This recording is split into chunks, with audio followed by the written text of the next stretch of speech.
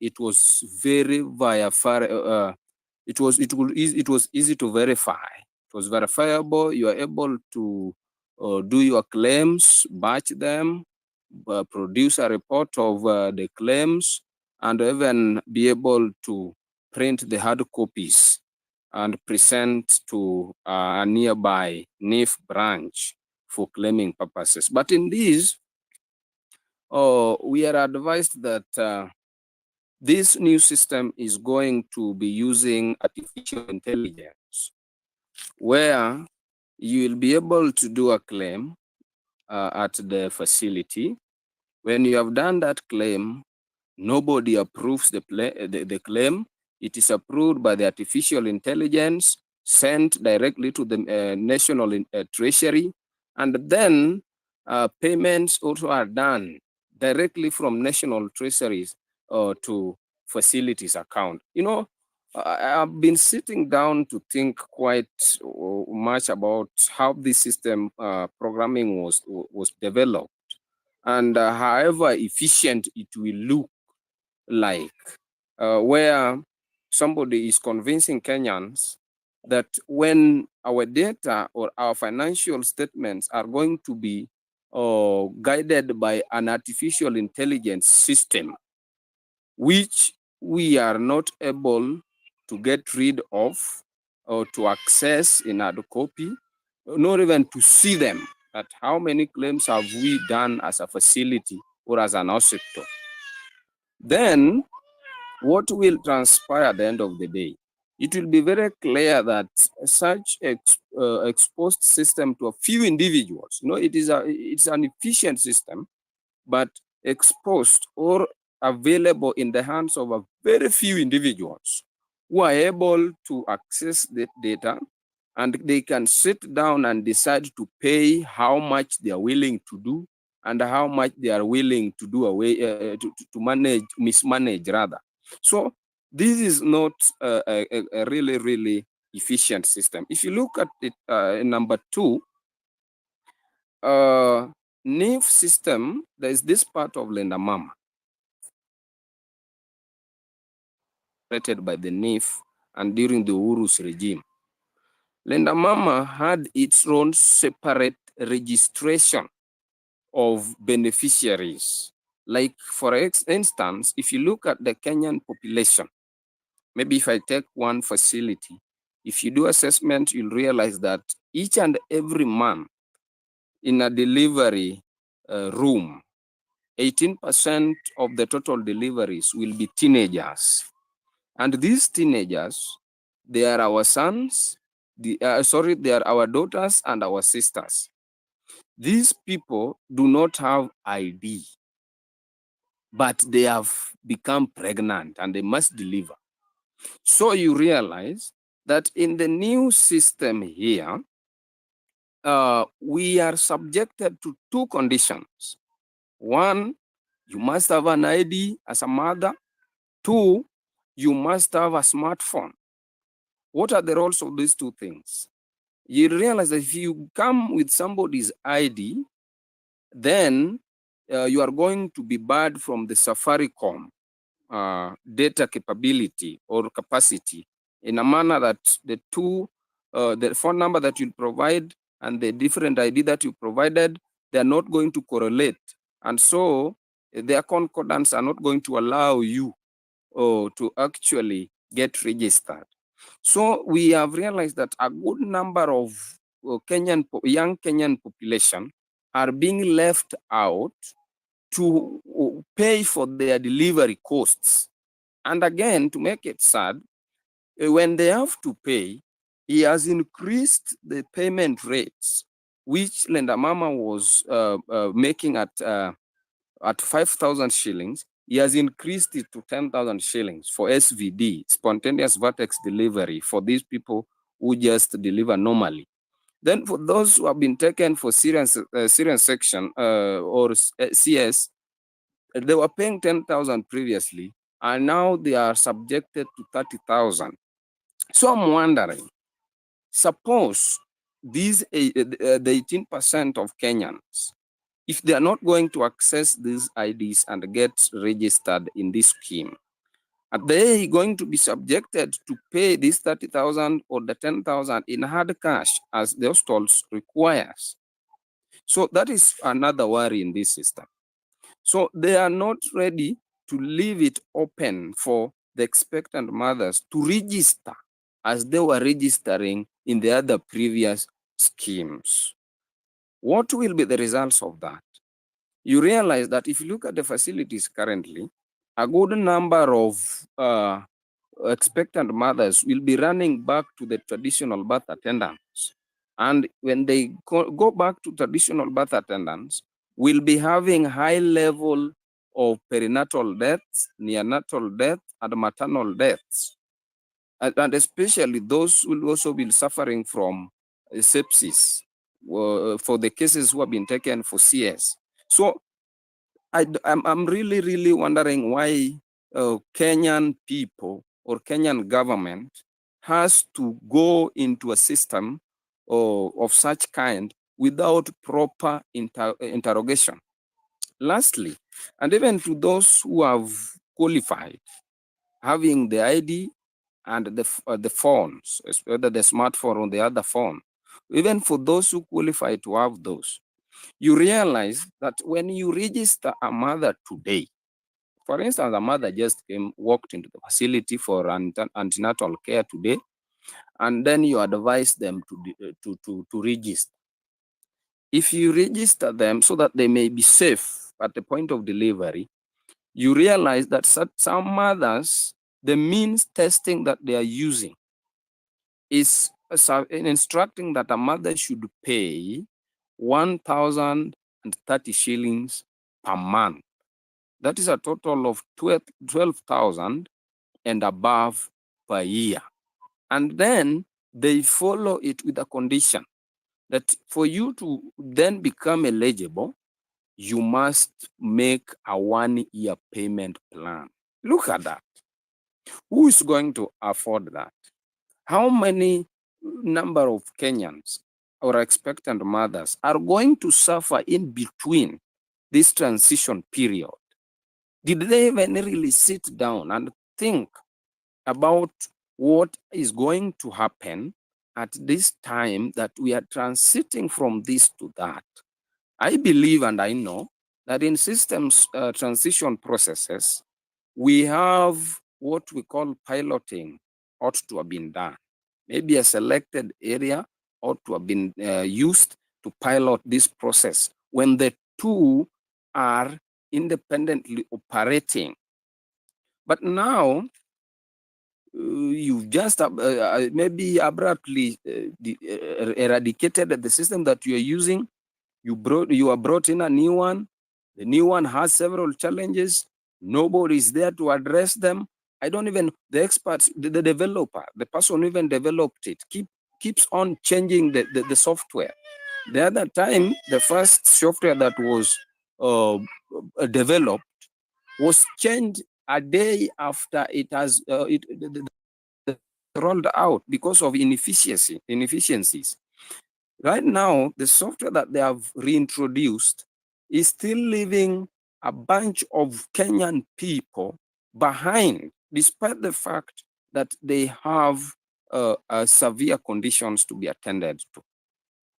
So I think it is time that when you look at this system, the government should think very much critically. And even for those who are paying the most lowest amount, if you assume you are totally poor, you are living in a grass-thatched, grass-roofed house, maybe the walls are made of cow dung and so those traditional things, you still find yourself being rated to pay 300 shillings. And that 300 shillings that you're paying, it is not just 300 shillings per month, then you become eligible for services. You must pay it annually, which is 3,600. So maybe where would the teenager get that money? And the condition again is, I know they are talking about most of the teenagers becoming dependents of their parents. But they had placed a policy restriction, that A teenager, when you reach at 18 years, then you are independent. You cannot be covered in that scheme. But look at that. We have teenagers starts from 15 to 19 years old. And those are the majority. You realize a good number of our daughters and sisters are giving birth at that time. So this is not right. Then on the dependent, like for instance, for the old people, I have married today. I am maybe just 18 years, an orphan, you dropped out of school, and then unfortunately you find yourself married. Then look at that situation. They are telling you that you must have an affidavit or marriage certificate, which is a good legal document. But the question, how many people will be able to access it with these hard conditions? If you go to the courts, look for these materials, you will part with not less than 3,000 to 4,000. The other day they were increasing it. So that you are added as a dependent. If you're my wife, I must produce the certificate. I have to part with the more than 3,000 shillings to get that thing processed. I come back with it. I upload it in the system so that I can convince them that you're my wife, so you become a dependent. So you realize that several mothers do not have IDs, especially for those who just joined marriage some few years. They don't have IDs. The IDs they applied for has not been given to them for more than a year. It's not their fault to miss it. So, but they have to give back. The scheme that Uhuru provided for isolated them. Such cases of pregnant mothers were isolated. You could register with or without identification cards. Then you are able to access antenatal services and postnatal services. But now this new one is like they want to compel each and every Kenyan citizen to produce any single amount that you have to the government, which we must stop, and we must agitate for it to be actually restructured. If it is really used to mean well for us, then it needs to be restructured. It needs to be thought about again, so that they can give us what actually belongs to the people and what can serve all Kenyans equally. My last point will be a request, especially to you, Jelani, quite a number of times you've done your best in the space so that we get these times to communicate and maybe deliberate on certain issues that are affecting our people. But I would request youths at this time that please let us start going to the ground. It is high time that as much as we'll be able to communicate on the spaces, but it is now very urgent that we must go to the ground. For those who are in Kenya, let us go to the ground, support our fellow people who have gone to the ground. Because yes, we can talk here. I can always repeat what David Ndii once said, that only 20% of Kenyans who are elites and they are on spaces, but the majority of the remaining almost 80% are those people whom they consider as ignorant. They are in the villages. They can't even really listen to what you are telling them, that Raila is bad or Ruto is bad. So they will still bribe the same individuals to sell themselves into leadership. In fact, that's what he made very clear. So what should we do to ensure that such mentality that they have is actually eradicated? We must come to the ground. And you can see why government is becoming very hostile with Morara. Because whatever is doing is an eye-opener to the people. And they are afraid of that. They will be like, watu wataanza kutupigia kelele tukienda pale chini. What is this guy is trying to make fools become wise. So, and even he was trying to re-engineer the campaigning financing. And that is what they hate. They want to steal taxes, come and dish out 50 shillings, 100 shillings, and then they go with their votes to continue stealing. That has been the process that the politicians have been using to acquire or to steal our future and to steal our election results. So I am requesting that let us, for those who maybe are not inside in the country, let us unite together. I know you are able to reach a few influencers. These people, people can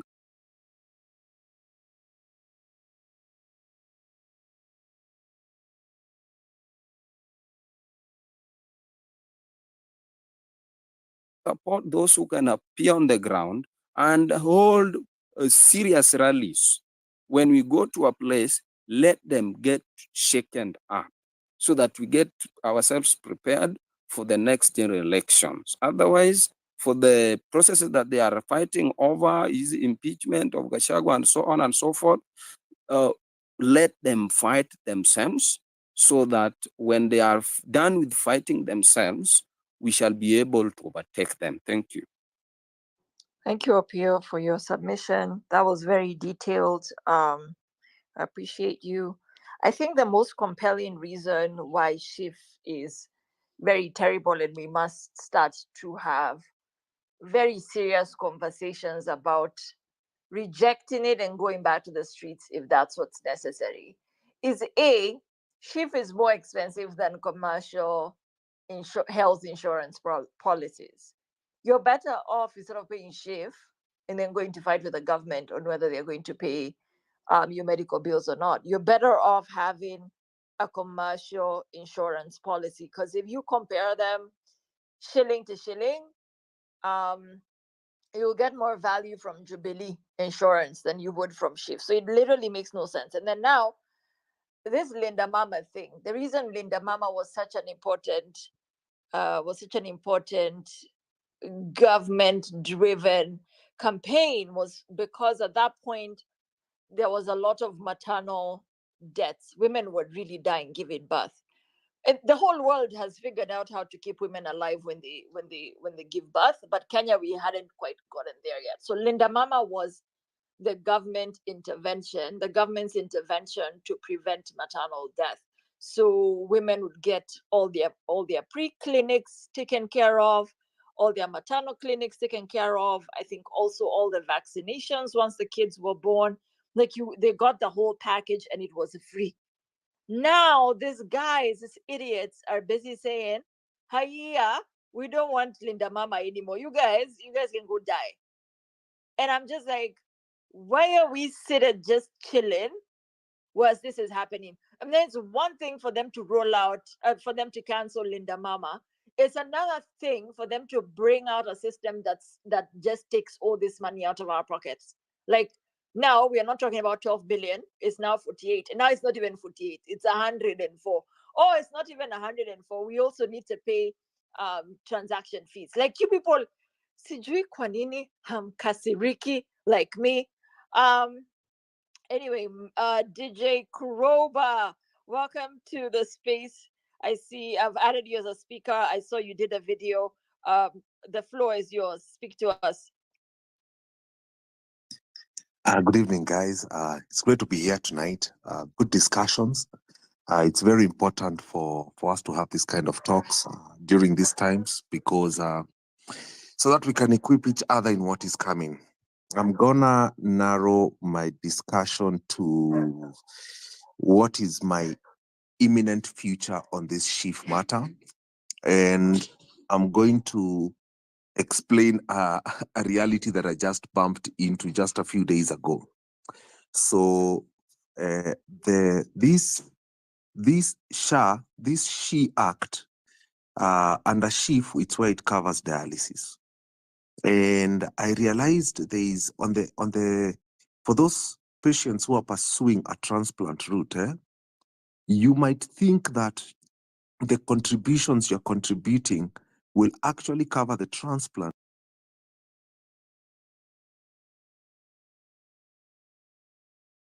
But according to the actual law, the law is designed in a way that some just a few weeks ago is now no longer covered under under SHIF, because the government still hasn't done its contribution towards covering those ones. So that was a huge curveball for us to adjust to, because as we are heading towards my wife's transplant now, whatever budget we have, there we go. And my God, what a curveball that was for us. Because previously, NHIF was contributing 600 Gs for this one. And then on this sheet, they're actually contributing more, but that 700 that they're actually contributing should be under the government contribution, but not under your own personal contribution.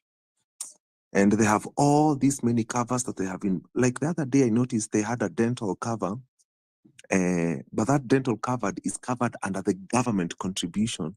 So if you go to any public place for dental cover, if the government hasn't contributed, you still don't get your dental work. So there is a lot of information that is not properly out there. That takes a lot of digging, and no one has time to do this digging unless you're directly affected. The moment you're directly affected, that's when you dig in. And then you realize, oh, kumbe kuko hivi, oh, kumbe kuko hivi.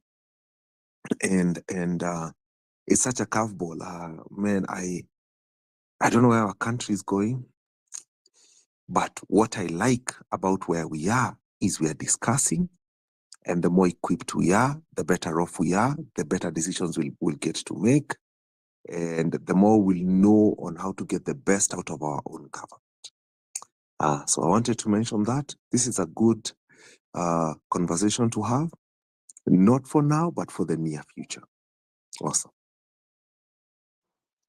Thank you so much, DJ Kroba. I'm really sorry to hear about those changes that are going to, really impact your wife being able to access the treatment that she needs. This is what I keep saying about the cost of corruption, and it being like, the cost of corruption is human lives. People are put in harm's way. People end up dying, even because someone at the top, or someone that's in a position of power, or someone that's supposed to be writing and protecting policy in this country has decided that they must become a billionaire come what may. That is a cost.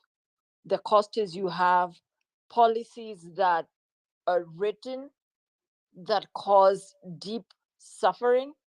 Because if you're not, usually, I think for a long time in Kenya, what would happen is, when you went to hospital and you realized NHIF was not covering, or just NHIF on that specific day decided they didn't want anything to do with you as a Kenyan, what people would do is they would changa quickly, changa, and that story is forgotten. Like no one would actually ask the questions like, why isn't NHIF covering this? Why isn't NHIF coming through for us? We've been paying this for a long time. People will just privatize their solutions. And a lot of middle class to upper class Kenyans have the type of support that allows you to quickly fundraise for medical expenses, and even be able to send your people abroad for treatment and stuff. So when stuff like this is going wrong, people don't have the stomach to research and to read and to dig deeper and to find out what's going on, because we've privatized. We've made Kenya will work for me personally as me. So if I need to pay my bill, my family will sidea me, my friends will sidea me. I don't want to ask the harder questions as to how policy has led me down this path of having to contribute for medical and other expenses, medical education, da da da da.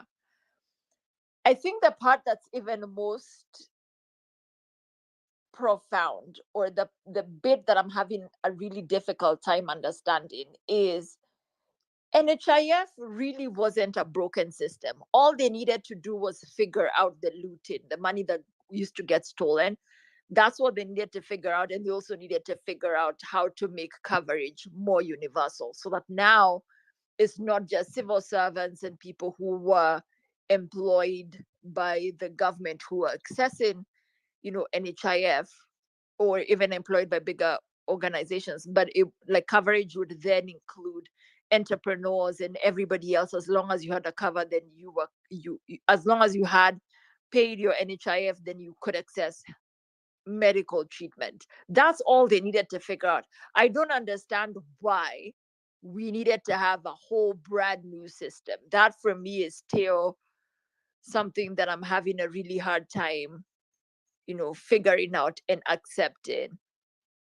Next up, let's have Ben. I think I'd seen I don't know if your hand was up. I'm not sure. Let me see. He seems to have dropped off. Okay. I'm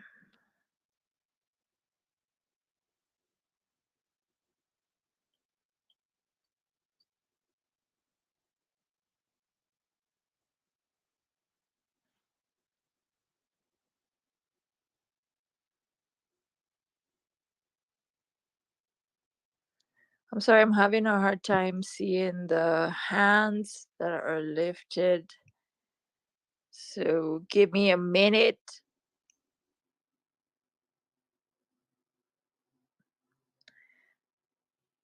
Anwale, are you there?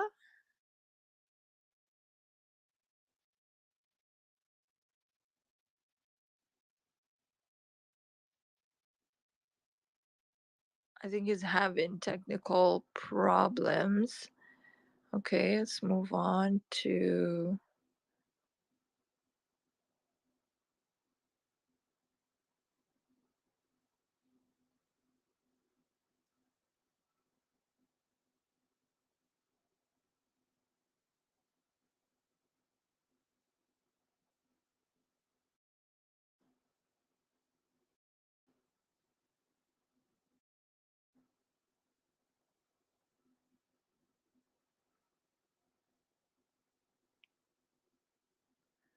Lavani. Can you hear me?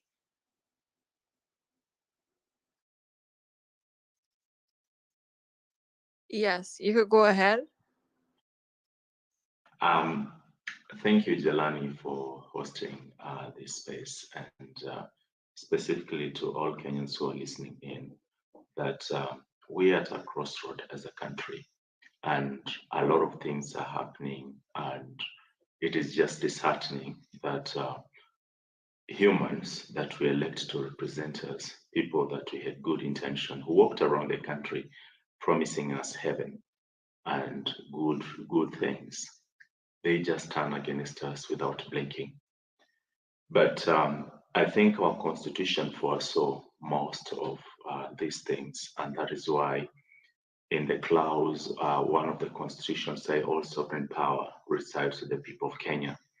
So as many people have said, it is one thing for government to pass legislations and laws to impose them on you, but it is another thing for us to accept these legislations, because we are the government and we have the power, we have the authority to decide how we want our destinies to be written. And it is this particular time in history that I know most of us are a little bit, despaired by the events that are happening in our country, and we are just too consumed with our own life that we never thought that maybe there was need for us to come together and rethink what is happening. That is why we must thank the Gen Zs for reminding us as a nation that we have a soul, we have a country to protect. And if we come together, if we work as a team, if we work as a unit, there is nothing that we cannot achieve. So today, when we discuss about the health insurance, we're discussing about the failed education system. Literally, we are at a place whereby our politicians and our leaders have, let's say about service delivery, because we elect the government as a social contract so that it can provide some essential services to us. So if the government that we have really doesn't provide these services, and instead it is actually sending it out to private individuals and private companies to run the essential services that we require as a nation, then there is no need for us to have such a government in place, because literally there's nothing they're doing for us. So Jelani, we are at a very critical point. Today we will discuss SHIF, we'll discuss its impact on the people, but I want to emphasize that all this will not have happened if the elected people that we call our representatives, those who we have donated our powers to, will have been doing their work.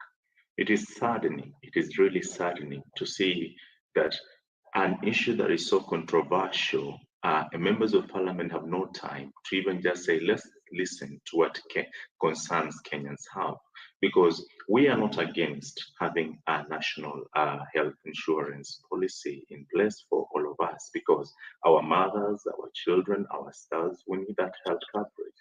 All we are concerned about is the nitty-gritties of this health coverage. You saw even at the rolling out, there's that old man who came out and said he couldn't access services because the system was, because of system failures.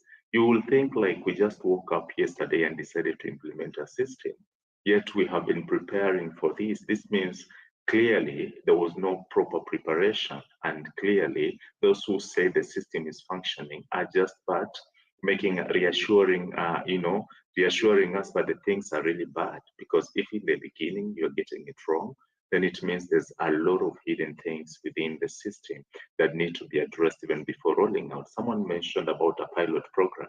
Where was this done? How was it done? Was it properly,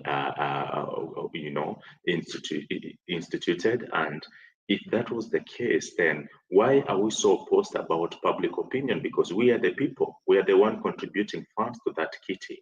We're the one who are asking them to do this for us. They're not doing it for themselves. So when it comes to things that are very pertinent to this country, things about agriculture, health, education, these are things that are being deteriorated from every angle. You'll wonder, you might think like these guys just arrived from hell to punish us, because living in Kenya right now feels like you are in hell, literally. You can see businesses are closing down. Everything is not functioning. And as a priority, as a country, when your economy is not working, majority of the young people do not have employment opportunity. When businesses are shutting down, the priority for you as a government to discuss and talk about is not Gashagwa, literally, is not power games. But we are seeing a situation whereby nobody bothers to address the critical issues that are affecting our country. Not just SHIF, not just education system, not just the funding model. Everything is messed up. So my question to my fellow Kenyans who are listening in today is, what is it that you can do? What is it that you are doing? Because we can come here, we can talk about this, we can raise this awareness, we can do whatever we want to say, we can say whatever we want to say. But essentially, if we do not take action and go and do what is necessitated for us to do, we will lose. We will eventually just be overridden because the laws will be passed in parliament. There's just one thing that I keep asking myself is, why do we feel so powerless? Why do we feel like we do not have the power? We do not have the authority, that we do not have the ability to change this country? Think of it this way. Fate or destiny has placed us as the young people of this nation. 77% of Kenyans are below the age of 35. And that is a generation that has been chosen specifically for this time. So what is it as a young man, or even not so young, are you gonna do to ensure that the future generations that are coming after us will have it better, will be proud? They will ask you, Dad, Mommy, where were you when tyranny and corruption was bringing our future down? You should be able to say, I stood up and I answered to that call. I stood up and I fought it. I stood up, I educated my grandparents. I You should be able to answer to that. You cannot just continue working in your normal job and think that it will not come for you. You may think your pay slip is a little bit higher than others, so you won't be affected. You may think that maybe your lifestyle, you are living in a better place, so this is ni mambo ya watu wa kwenye hawajiwezi. But the truth is, I am a firm believer of the spirit of Ubuntu, that I am because we are. That the things that affect the people in Kibra today are the same things that will affect you who live in Runda. The things that affect Kenyans living in diaspora are the same things that will affect Kenyans living here in Kenya. So the idea is we must stand up for one another. If you want a better Kenya, if you want a better working system, then we cannot say and hope that a Messiah is coming to save Kenya. There is no Messiah.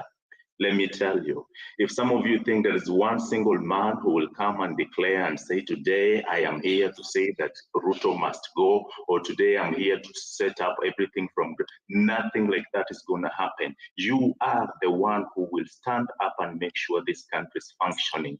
You are the one who is supposed to contribute your resources, your skills, your talent, and everything that you got to ensure that you have a Kenya that you dream of.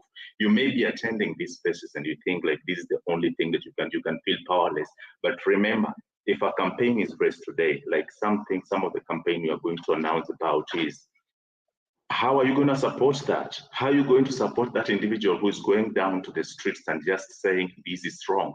There are petitions. If you're a lawyer, there are petitions that you can file in court. If you are a musician, there's something, an artist, you can draw something, you can sing music, you can dance to, this is a revolution, and revolutions must be fought from all corners.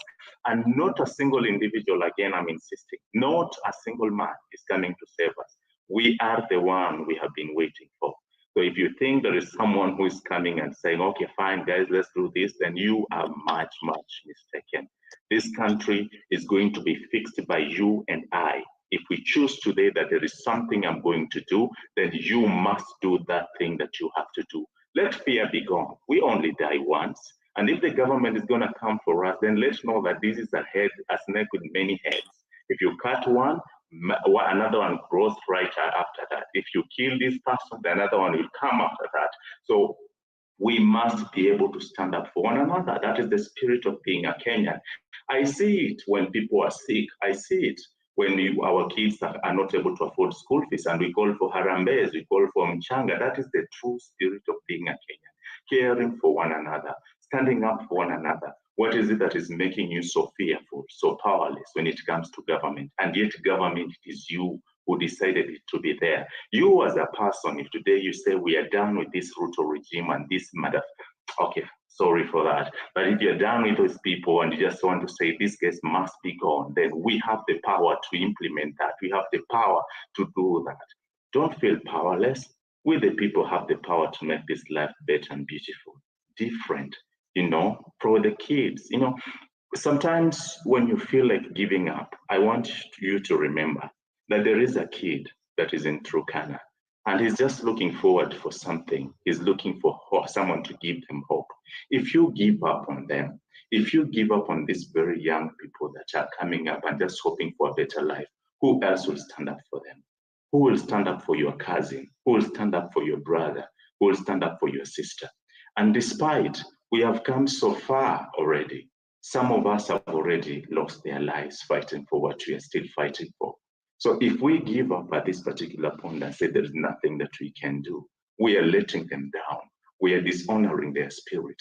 We refuse to forget them, not just because they were names, not just because they were individuals who were shot down or who died.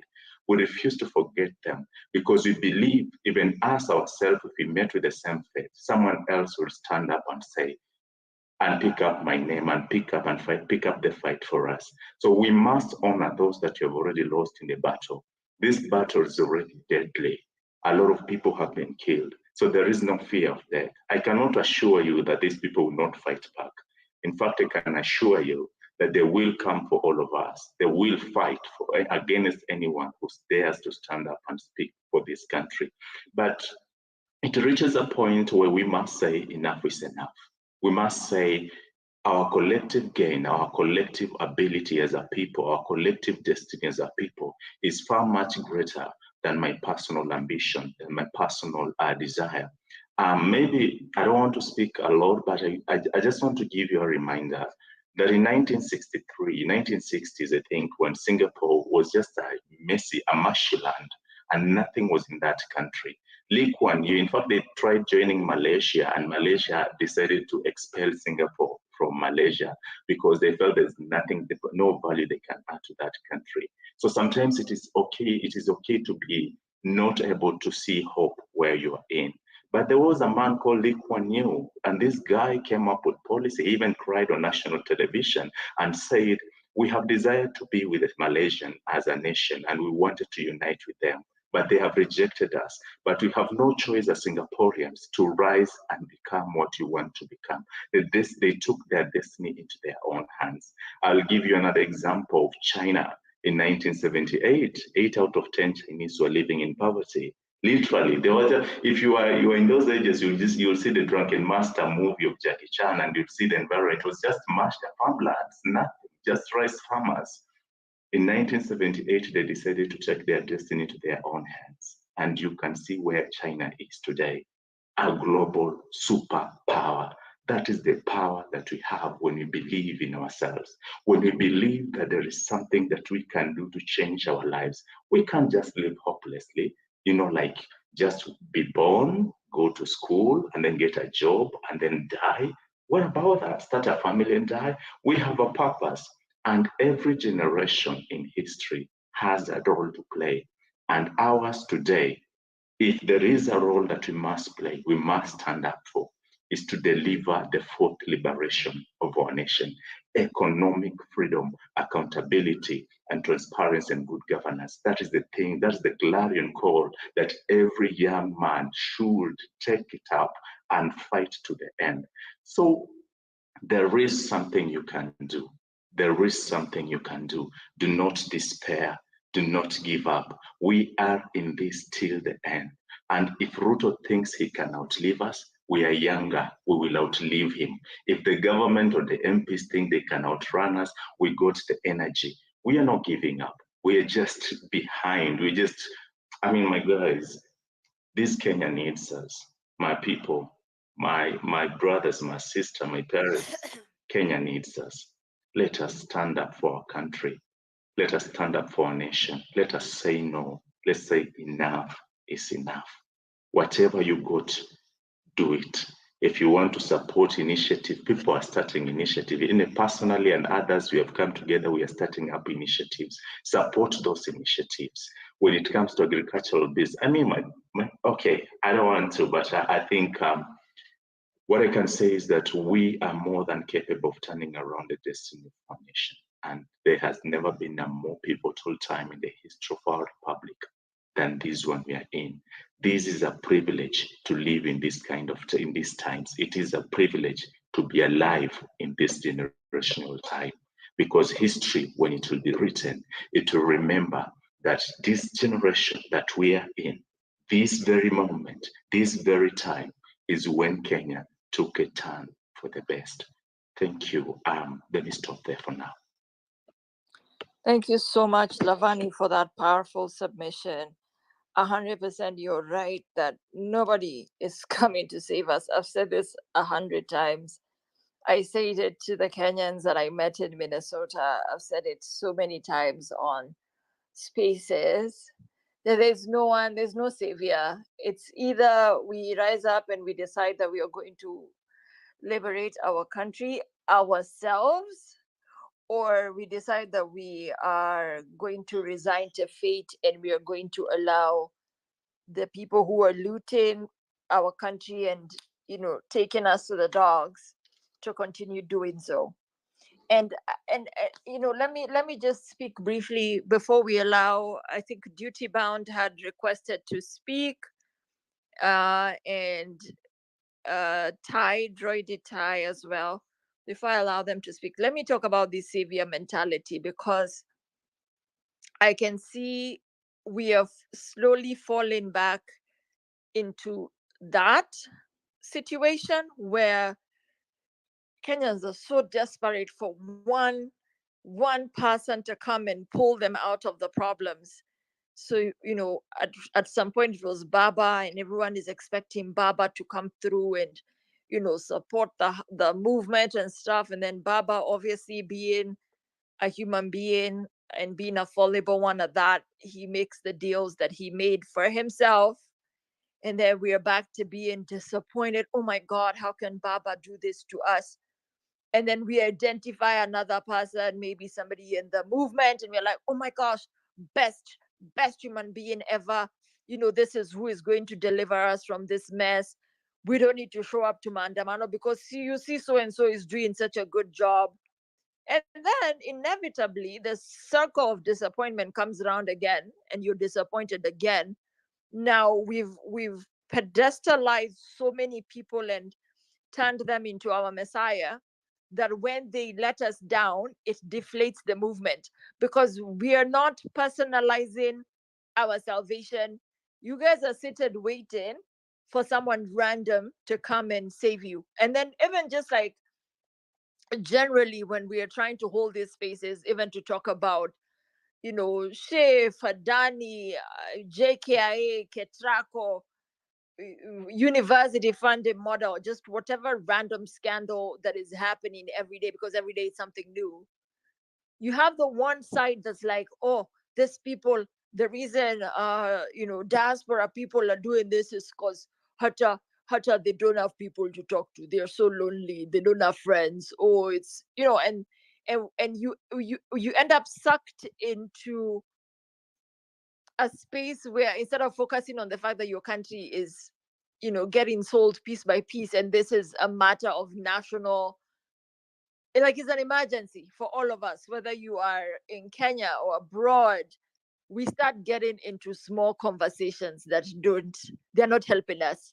These conversations are not helping us, as we are fighting about Sijui or so and so's neck, or we are fighting about Sijui who's Afro. They've given out, they've done the deal, the Ketako deal. They've already given our energy to the Indians. As we are fighting kiasi kiasi ndio or SHIF. Like, just the more we don't focus on saving our country, the more we lose our country. And I'll be honest with you, man. I'll be honest with you.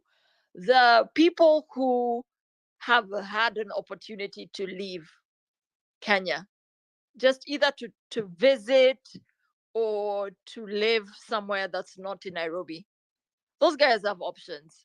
You have options. You can always choose not to come home. It will suck. It will really suck, because we love Kenya. It will really hurt. We have family and friends there. But to be honest, we have options.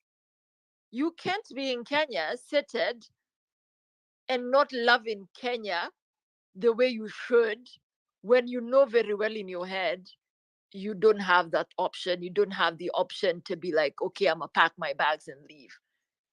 We really don't. Even the guys who earn a lot of money in Kenya, like you earn 300 400k, it's only a matter of time before that 300 400k stops doing jack shit for you. Because if you're going to walk on the street and get robbed, or someone is going to come into your house and take your belongings because they've become so impoverished they can't survive without committing crime, then whatever it is you're making starts to not make sense.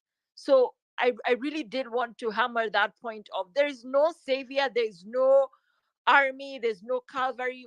It's us. It's us who have to stand up and fight. So Jelani can hold a space where we can rant and we can talk and we can discuss and we can strategize. Another person can mobilize in Nairobi. Um, you know, another person can say, I have brought together diaspora people. Here is $1,000 for you guys to buy Maji and whatever flags. Da da da da. Like, all of us need to play a role in getting these people out of power. Because I assure you, if we get to 2027 with the lethargy that Kenyans at home are now like, tumefika point here, siwafanya tu. If we get to 2027, the tears, bro, the tears. Anyway, let me let other people speak. Let's have in this order. Let's have Daniel Murley, and then no, let's have Duty Bound, and then after Duty Bound, let's have Daniel Murley, and then Drodi Tai. Duty Bound, you can go next.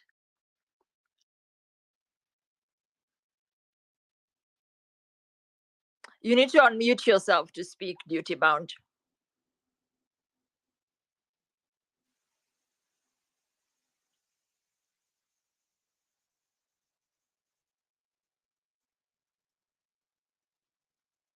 Duty Bound, are you there? Okay, we can't hear Duty Bound. Droidy Tai, are you there? You could go ahead as we wait for Duty Bound to figure out his mic. Mine now audible. Okay, Is okay. Go. You can go after Drodi. Duty Bound, you can go after Drodi Tai. Okay, okay, everyone. Let me pick up from where you left, Zelani. No one is coming to save us.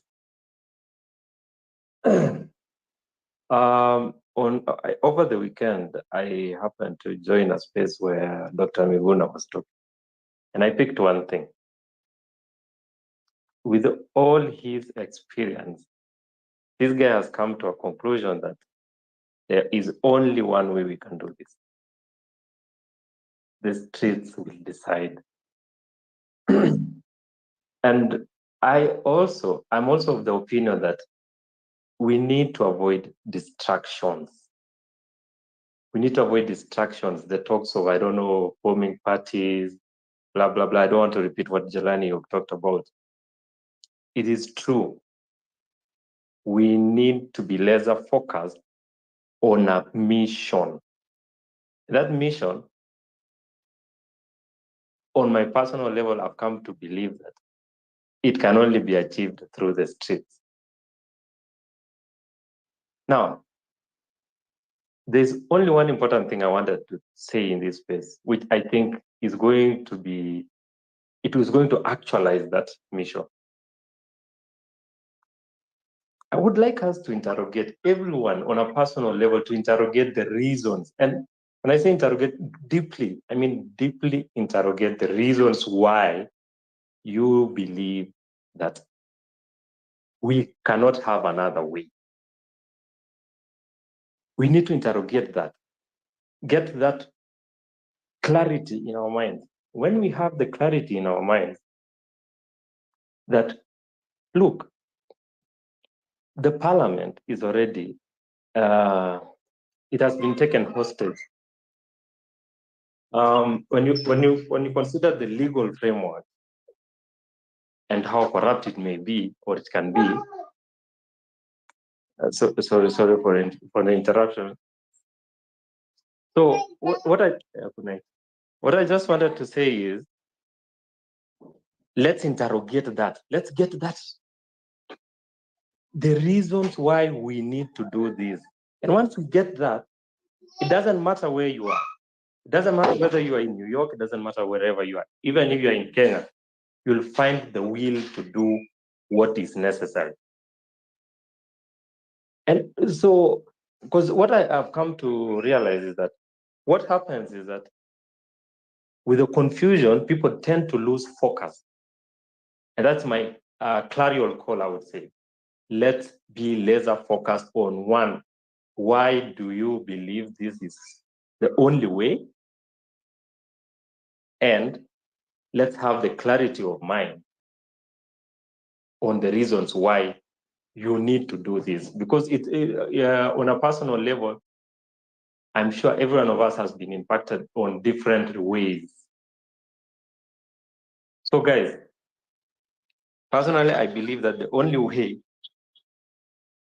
to untangle ourselves from the mess is the hashtag that you just started with, Ruto must go. And that will not happen in any other way other than the streets. Thank you, Zelani. And sorry for the interruptions. My kids were going to sleep.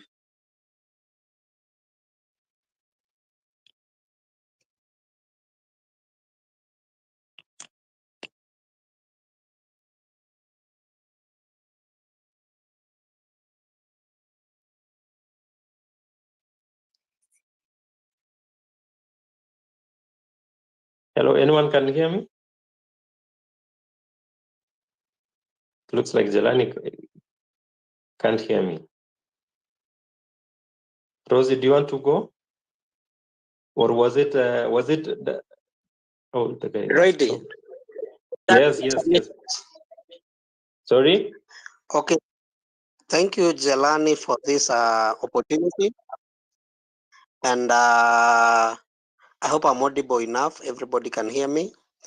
I want to pick up where the former speaker, Lavani Miller, left off.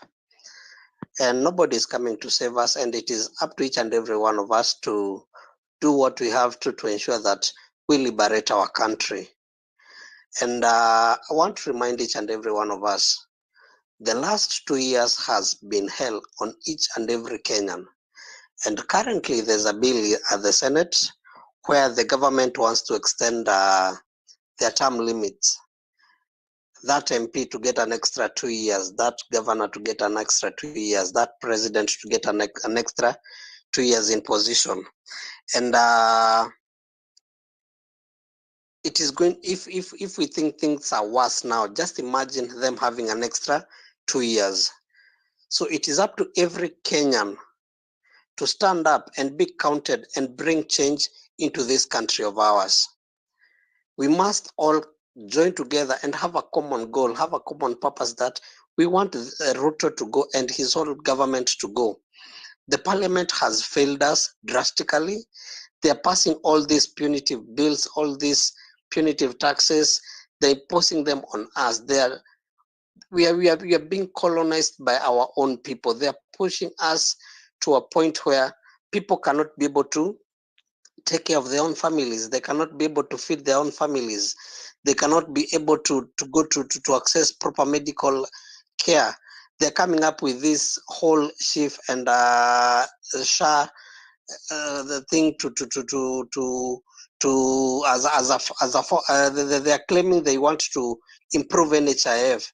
But at the end of the day, if you look at the cost, the amount of money that people will be contributing is more money than they were originally contributing to NHIF. We are seeing people on television that they were going to access medical services and they were asked to pay extra money because of the new system, meaning they just want to get into our pockets deeper and deeper at their own benefits. So this is a clarion call to everybody. If you do not stand up and be counted now, then who will? And if we do not do it now, when will we do it? So let us come together as Kenyans, both abroad and in our country, and stand to be counted. There are so many people out there who are coming up with ways of liberating our people from Mtuwetu syndrome. There's a person coming from my tribe. Yet that person who is coming from your tribe is going there to benefit him or herself at our own expense. We have to liberate the people from that tribalism, that culture of accepting 50 shillings, 100 shillings, and electing somebody who comes from your era, from your tribe, without necessarily looking at the character of that person, the qualifications of that person. We have people in government who didn't even graduate. They dropped out of school, and they're the people who are supposed to come up with bills that are supposed to lead this country. I don't know, we have to do it now. There are so many outfits out there. There are so many people who have come together and they have said that we need to bring change, and change is coming, and change will not wait for anybody. It is up to us, no matter what, no matter the outcomes. You know, we can't live in a country where police are in the street shooting people on the street and in public. We are seeing live coverage of policemen shooting Kenyans, innocent Kenyans who are holding nothing but the flag of our country. They're being shot dead and nobody is being held accountable. This government has decided to not only kill its own citizens, they have decided to oppress us to a point where we have no voice, but we are very, very powerful. The power of the people is more powerful than the people in power. We have all the power. Actually, it is enshrined in our constitution. It is high time that Kenyans, we stop complaining, we stop lamenting, and we start taking action. And action is going to start with us, with each and every one of us, and we must do it with immediate effect. If actually we are supposed to be right now strategizing on what we need to do to ensure that we remove these people who are in government and bring in a new government that are held to account, that are transparent, that are hell-bound on providing services to the people and not being served. And that is my submission. Thank you, Jelani, for the opportunity. Thank you so much, Daniel. Let's have Duty Bound. Are you ready to speak now? Is your mic better? Yeah, am I audible? Yes, go ahead. Yeah, actually the prior speakers have already touched on so many things that I felt I was to talk about, especially Lavinia, and I appreciate that. Thank you very much. So it's actually unfortunate that we are finding ourselves in this era where we are constantly flabbergasted by how systems are being run with very little regard for, the constitutional or ethical principles. Yeah, it is as though we are living in a state of chaos where the rules that should guide our societies are disregarded, and we are left feeling like the world, is on the brink of collapse because everything is run by the speed. Unaamka, you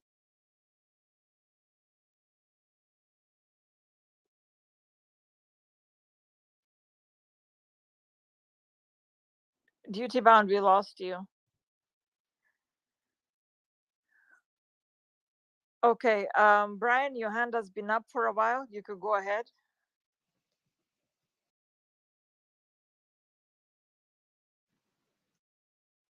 Brian?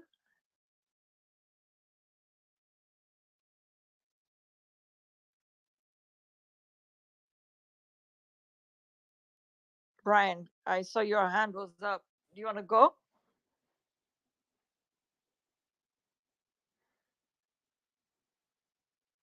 Okay, maybe my mic has a problem. Can you guys hear me? Yeah, we can hear you. Okay. Brian, are you there? Your hand was up. All right. Let's have E-Town. Who is E-Town? Go ahead. Hey guys, can you hear me? Yes, Hello. yes, we can hear you. Go ahead. Hey, so my name is Randy. I feel as though we're being attacked on all fronts. I feel like all over institutions are being captured because, as you can see, our educational systems, the university funding model and CBC, all that, I feel as though they were removing from a system that already worked, from the SHA, from the to the agricultural, the bill that was about to be passed, and JKIA, like Kentraco, everything that is going on right now. Now Nanikama, we're being attacked on all fronts, and like it's about time Kenya we just like do something. Like imekuwa, it's just like we're in a desperate situation. Like everyone is so or almost like we're hopeless, we don't know what to do. You're ujui ufanye nini. If you go to the streets, the cops are brutalizing, and I feel like as though we all need to like just wake up like together as a collective, as a nation, tu tuamke tu wote maze, iko tu ni hivo tunaingia tu hapo maze, kwa sababu this is too much, man. I'm so desperate, I'm so hopeless. Even as I'm talking to you people right now, my hands are shaking cause sijui tufanyaje maze, kwa sababu unaona everything that is going on na hakuna mtu we are not waking up yet, and like it's back to back. You see, Adani is coming in. There's this Kentraco, deals are being signed while they do things in a shady way. Wanafanya tu vitu tu venye wanajisikia maze. They are untouchable, and I feel like it's too much. It's just too much. As Kenyans, we are overwhelmed. Tumechoka. We can't do this anymore. It's just so desperate. We need to just like stand up, fathers and daughters and sons pamoja. We go to the streets like the Arab Springs. Tunaenda wote, kila mtu tu anatoka tu, kila mtu. And if not, if it's too much, the cops, we need to starve this government. Hakuna pesa, tax basi ikuwe basi hatuwapatii basi, kwa sababu pesa zetu, you have decided, you know better. You know better. There is no way that we are paying taxes, tunawalipa pesa zetu, alafu nyinyi ndo mnakuwa kiburi. It is our money, sio tunawalisha familia zenu, and you speak down on us, as in the betrayal from yani uku Raila, yani it's all so bad. And I feel like hii mambo yote tu maze, it's imetosha maze, tu tuende maze, wa Kenya tu maze, wa tafadhalini Kenyans, man. Like, this is just a cry, kwa sababu mimi, for me, as I'm seeing things are going like, it's going hell, we're hellbound, because things are happening back to back. As you can see, SHIF is killing. SHIF is, the systems are down. Wagonjwa huku uwezi lipa 30k. Wacha seme mama amezaa leo, unaambiwa ulipe 30k. Who has 30k right now? Nani yako na hiyo pesa anaweza sema tu wacha basi nitoe 30? Seme you have a medical emergency, 100k, you know, uko 200k, utatoa wapi hiyo pesa? Where will you get that money? Utatoa wapi yani? Where will you get 100, 200 G's to give? Upeane tu kwa hospitali. And even if you do get that money, tuseme umepata, it will throw you off kabisa, your finances, man. You will go on a spiral, and that is the country we live in right now. That is the country we live in, where if you get one medical bill, it throws you off, you're into debt, umeingia kwa mashida. Yani, it's just all so bad. Tumechoka, mimi nimechoka, sijui kama nyinyi mumechoka, jamani. I don't know. There are people who are in worse places than I am mwenyewe. I feel like this, and I know there are people who are like in deeper situations. Na hawaelewi why is this going on? And it's our institutions that are failing us. The legislature is failing us. They cannot discuss our issues. It is under the control of the executive, our judiciary, our courts. The things that are supposed to be like tunakata, tumezikata, no one is like anaiangalia, no one is taking care of it, no one is taking care of our stuff. And it's also embarrassing, and it's also hurtful. And yeah, I don't know, do you guys hear me? It's also quiet. I don't know if anyone we hears hear me. you.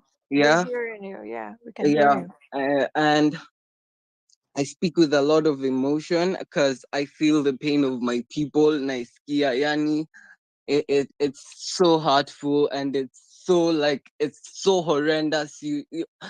Nyanya ni 15. Nyanya ni 15. Nyanya ni 15, Joe. How? When has that happened in Kenyan history? Things are just going lower. Wanasema dialogue. Dialogue isn't helping at all. Dialogue will never help because these people they have their mindset. They are puppets. I could say they're puppets confidently because they're not working for the Kenyans. Their eyes are on the globalists. Their eyes are on what on the World Bank. Uko, our country right now our economy is in shambles, man. It's like we are borrowing debt to pay back debt. That is just insane. IEBC is not there. AJ, Yani, if say something just happens and we lose someone, like we can't elect, how is that possible? We are a republic, we're a state that is over 50 years old now. We are not like a new democracy or something. That how is that possible? Hatuna IEBC saizi, hatuwezi enda tuseme basi tunapiga kura kesho kutwa tunaamua ama next week. It can't. How are we living like this? Something needs to change. If you people do not see it at this point, I don't know. I do not know what will make you see it. Something needs to change desperately. Like, there needs to be that change. We need to rise as a people. Lazima tusimame maze. It's too much, guys. Just mujiangalie. Just think about just everything. Just fikiria maze penye imefika. At this point, we are at a corner that how do you feel this? We are so like, yani umekuwa hivi kabisa, yani umeshikiliwa pahali huwezi songa, huwezi pumua. Ukitaka kusonga, uko na karao pale, ukiingia kwako wanakutupia tear gas kwa dirisha. Yani they just don't want us to speak out, yet they're killing us and draining us every day. People in the rural areas are celebrating them because sisi tumeamua tuta spread the word. Tumeamua we will not tell our brothers and sisters in the farthest ends of our country. Tumeamua hivyo. Kenyans, I think we need to style up, we need to shape up or whatever, and just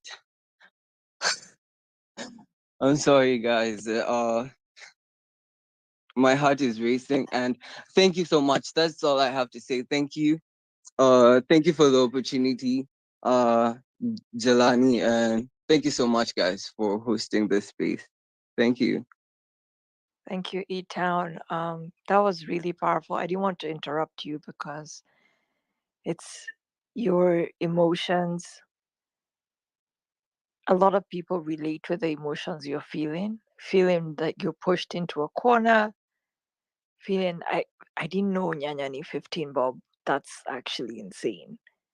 I don't know how you guys are calm when all these things are happening. Sometimes I feel like this and I'm like, kwani nimejam peke yangu? Like, you guys are not pissed off enough. What Meguna said is true, that I think somebody quoted him, but it just has to be 2 million people in the streets. That's the answer. It's not impeaching Gashagwa. It's not, oh, let's dissolve parliament. It's just 2 million of you in the streets until these guys resign. That's the answer. That's how we get out of this mess. I don't know which language, I don't know what language of oppression Kenyans want to be spoken to with for them to rise up and fight. I don't know what that is. But yeah, so we have just like 20 minutes before this space ends. So I want to we have, I think, 5 people that want to speak, and then we're going to close. So let's have the farmer, and then we have Triple O, then we have Freema and Glass King in that order.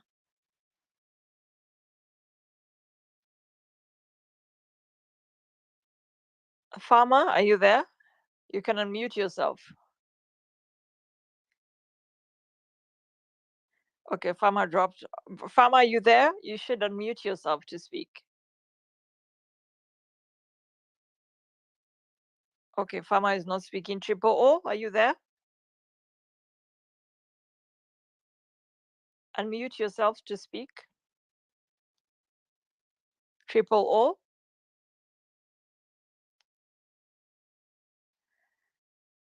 Okay, not there. Freemar, go ahead. Fred Maritime, go ahead. Thank you. Good evening, Jelani. Hey. And other members. Thanks for the opportunity. Let me first express my displeasure and disappointment for what is transpiring in this country. I think democracy is still in trial, and the voice of the ordinary Kenyans is not being heard by the people whom we chose, thinking that are going to defend and represent us. But they are representing themselves and their selfish interests. I'm so pissed off by this, the SHIF thing, because you need to ask yourself why they transit from NHIF to SHA. Why? Because their selfish interests. People want to kujisatisfy yale wanataka kama viongozi ama wanasiasa, because what was hard, if it's about having a fair and equitable contribution, so wangeapply hiyo to 2.75% kwa NHIF, kwani lazima wa transit from NHIF to SHA. Ukiona sahi mambo yanafanyika, like you saw even not only SHA, kuna juzi Treasury ilitangaza kwamba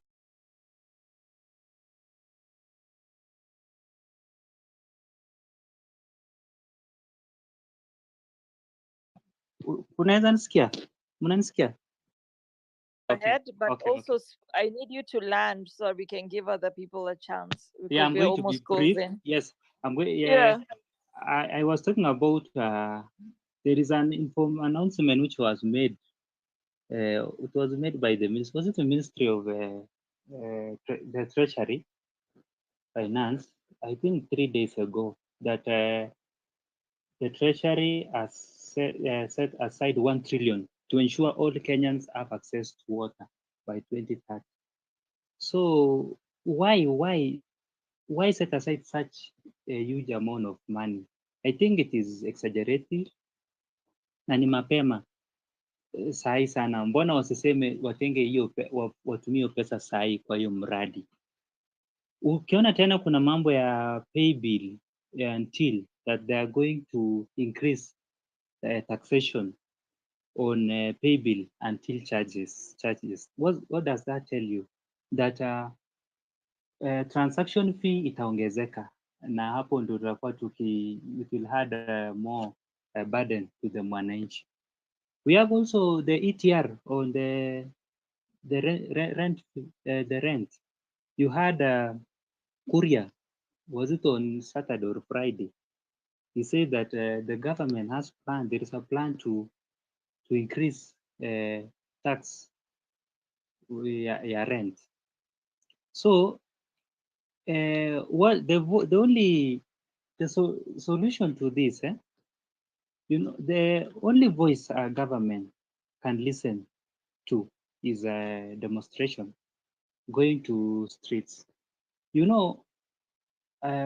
Kenyans and Africans, we have a problem in Jelani. We are so vocal on social media, but when it comes to exercising it physically, that's on the ground, by going to the street, it's hard. We don't do that. We are so reluctant. So I am urging Kenyans, if we can speak in one voice and we unify, na sisi wote tutenga hata siku 2-3 tuende wote tufanye tu ile peaceful demonstration, sababu hii serikali imejua kwamba wa Kenya ni wapole na wanalia tu wiki moja wiki mbili on social media, and then they relent. Wametuzoea.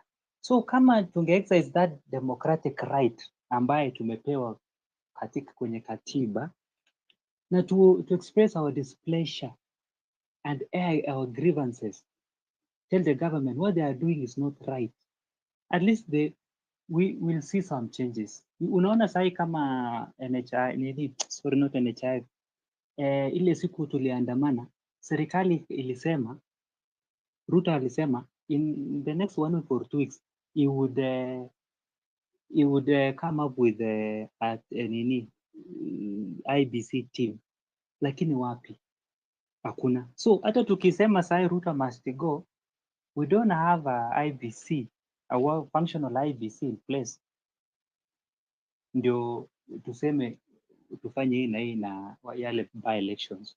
So Wakenya tusikue tu kwa social media tukilia, lakini let us exercise it physically, na tuwache kugongana, castigating each other on social media. When someone says this, we say is a mole, ameongwa. Do you have a proof? I'm not defending anyone, but can we speak in one voice? Thank you, Jelani. Thank you so Over much, to you. Fred. Thank you, Fred. Let's have Wanjiro. Go ahead. I know you had a personal experience with SHIF, and it will also be good for you to tell us the project you're working on now that is tied to the pads as well. So you could just like briefly tell us your experience with the SHIF, but also tell us about your project as we are almost closing. Go ahead, Wanjiro. Hi, Jelani. Thank you for giving me the audience. And as usual, you know, this project, these spaces are what I call civic education platforms that are so important and so critical to helping us Kenyans to understand where we are at. My name is Wanjiro. I am based in Cape Town, South Africa, but my hope, my life is still in Kenya. Yes, I have had the worst experience with transitioning from NHIF to SHIF. My father has been a chronic kidney failure patient for the last 8 years. He has got what we call end-stage kidney disease. And I have been very vocal. Even before this whole thing started, I saw the red flags and we were shouting about it because we knew what it meant. My dad needs kidney dialysis 3 times a week, most of the time, sometimes maybe twice a week, because he's only got 6% kidney function. And we were fighting from the very beginning with the doctors and everybody, and nobody listened. And now we are facing a very serious situation. Thank goodness, I'm able to take this as black tax.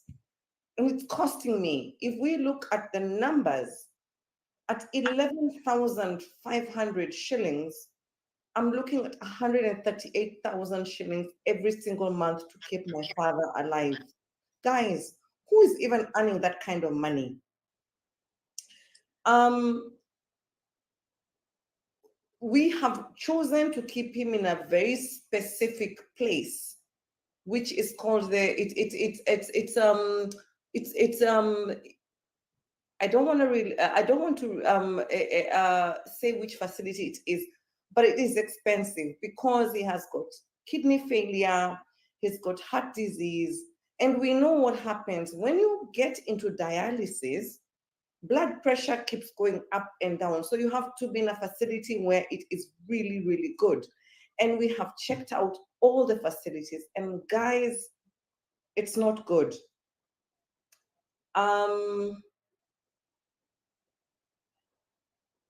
If these kidney failure patients don't get dialysis, let me explain to you Kenyans what happens. Some will die within missing one treatment, some maybe 2. So we're talking about a genocide against Kenya. And when you look at the law says if you anticipated the potential of people dying, this is criminal negligence. People are dying. Already we are in WhatsApp groups of kidney failure patients who are saying, I can't sell a ngombe, a house, and then I know the money is going to run out, and then I'm still going to die. You know what they're doing? They're contemplating suicide. I need Kenyans to understand what this means. Those of us who can get black tax, we will. It is a big struggle for us already. But can you imagine those who cannot even afford the black tax? People are choosing to commit suicide instead of selling their houses, their goats, and their sheep, because they know this is a disease that is going to go on forever and ever. So, Kenyans, I am so upset when I listened to a conversation with Moses Kuria in, I think it was one of the interviews on Spice FM. And I had to actually call Eric Latif and all those people. And I was asking, what is this man smoking? This man he says that this is the most amazing system that has ever been done in the history of the world. Then I was asking, did you pilot it? You are doing something new, risking the health of Kenyans, but it has no pilot. What does a pilot mean? It means that you're going to test this hypothesis of what you're doing in a smaller scale so that you can ensure that you're checking out the feasibility, identifying the challenges, testing solution, reducing risk. They never did that. They never did that. They just said, Moses Kuria was like, you know what? This is going to be collecting data. And he had the audacity to say that this SHIF thing is not about health, it's about data collection. Kenyans, you need to be very, very offended. He is more concerned about data collection than managing the health of Kenyans without doing a pilot to check. People are dying. Guys, there's something called genocide. These patients, and I'm talking mainly around patients who have got end-stage kidney disease, because I have lived with it for 8 years through my father. We are facing a genocide and people are already dying. And we've got 20,000 people in Kenya today living with end-stage kidney disease. Maybe about 10,000 of them are getting dialysis. And if they do not get treatment, they will die.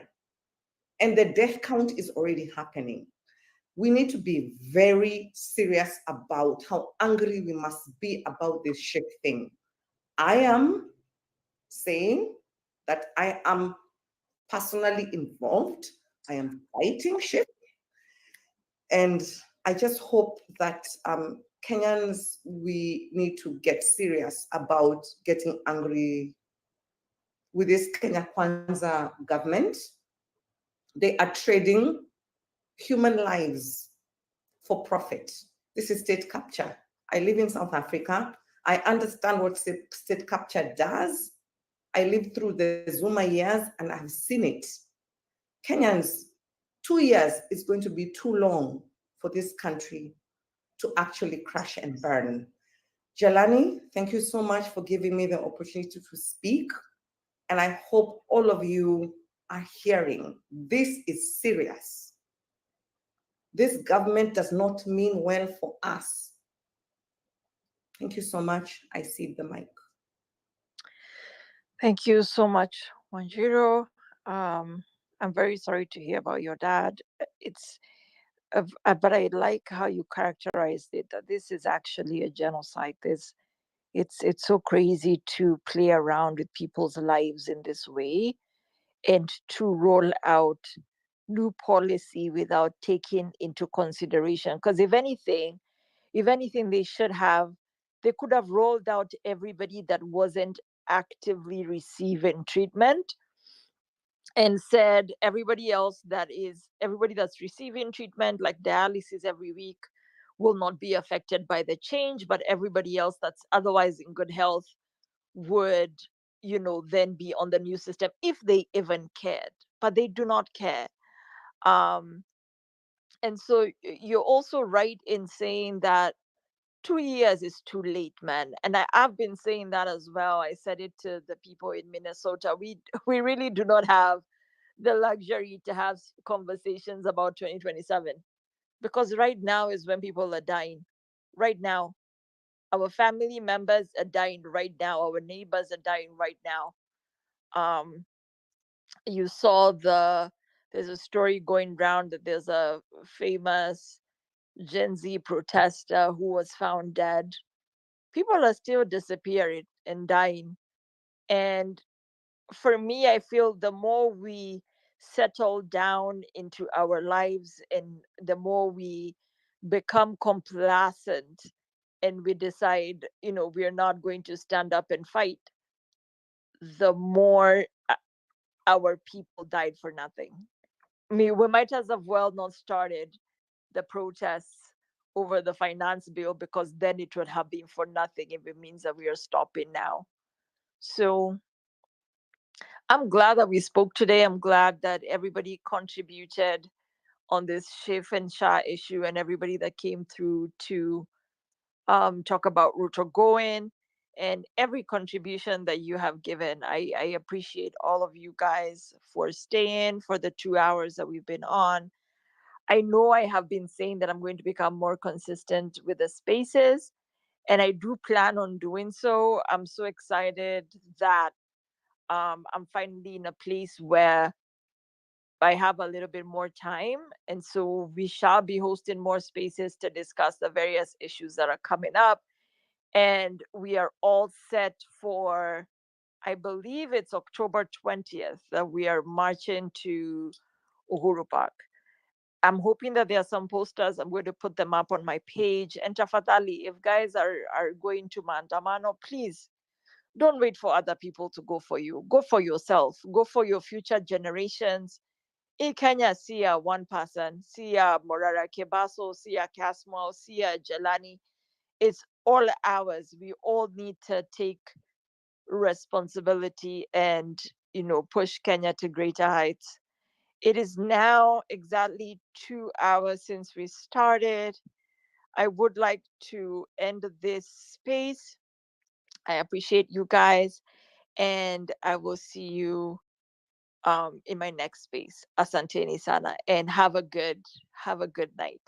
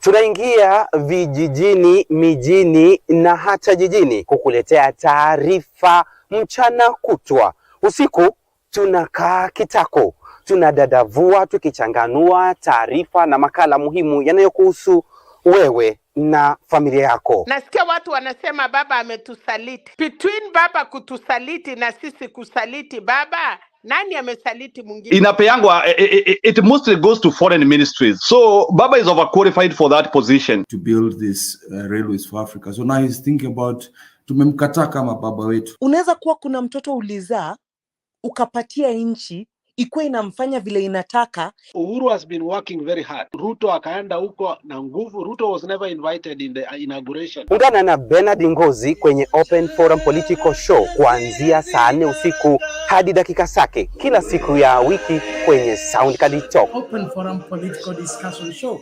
The show that gives you an opportunity to air what you feel and think about the latest development. Tukutane Soundcard Talk.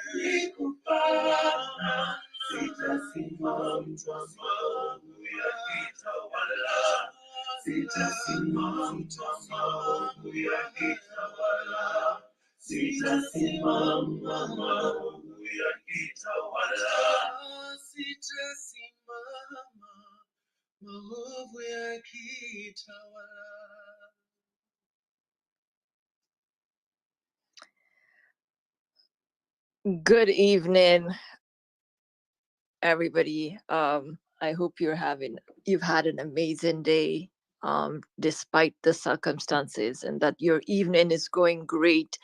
Thank you so much for joining me on this space where we want to discuss this whole SHIF and SHA Wahalla. I've been seeing a lot of people trying to sanitize what's going on, and so I thought it might be a good idea to have a conversation about what's going on. So I think we're waiting for a few more people to join. Meanwhile, if you want to be a speaker, please request the mic so that I could start to add on the speakers. I did not have like special people set out to speak to us today because I wanted this to be a very organic conversation. And I did not want it to, I didn't want this to be experts are here to talk to us. I want us to have a conversation. So if you want to say something, please request a microphone. I will try my best to ensure everybody who requests gets an opportunity to speak.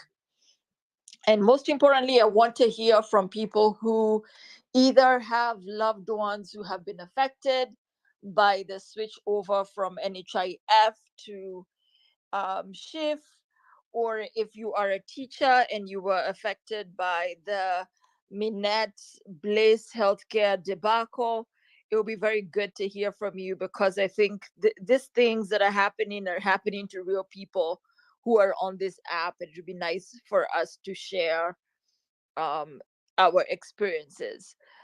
I wanted to just give you a small background of what I know so far, like what I have as the rundown of what's going on with this SHIF and SHA situation. And then we could pick up from there as we figure out who is supposed to be speaking. So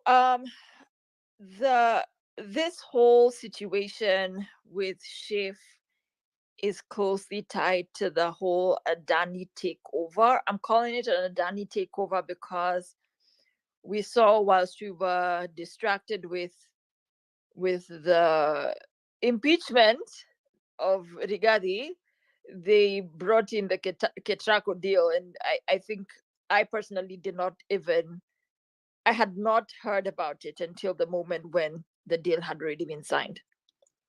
So let's talk a little bit about this takeover, and then let me hear from people who have been affected. So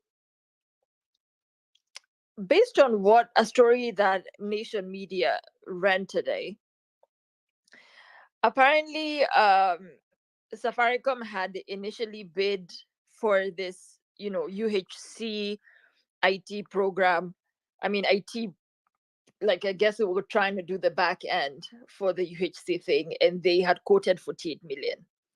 And then after they did all these meetings and everything, and it'd been approved, Ministry of Health starts playing games, and then they bring in a Piero and Convergence, and now all of a sudden it's not 48 billion, it's now 104 billion. I saw somebody, I don't want to say it's James Smart, I'm not sure, but he said that at some point this same project had been pitched as 12 million, so 12 billion. So we've come from 12 billion all the way to 104 billion. We've seen the shit show that's happened when they basically moved all of us from NHIF to SHIF without asking our consent.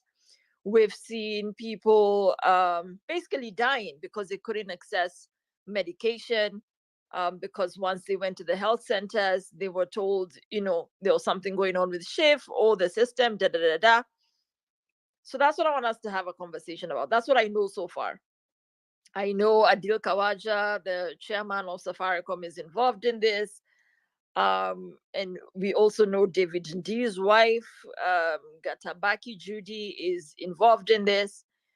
Somebody, Rufus Mina, is involved in this, and also a shadowy entity that's owned by the deputy ruler of Abu Dhabi, some guy called Tanoon. So this is like Arab money and just, Kenyans trying to steal from taxpayers. Kenyans at the top trying to steal from taxpayers. So we're going to start our conversation in the next 5 minutes. I just need to accept the requests, and then we could pick up from there.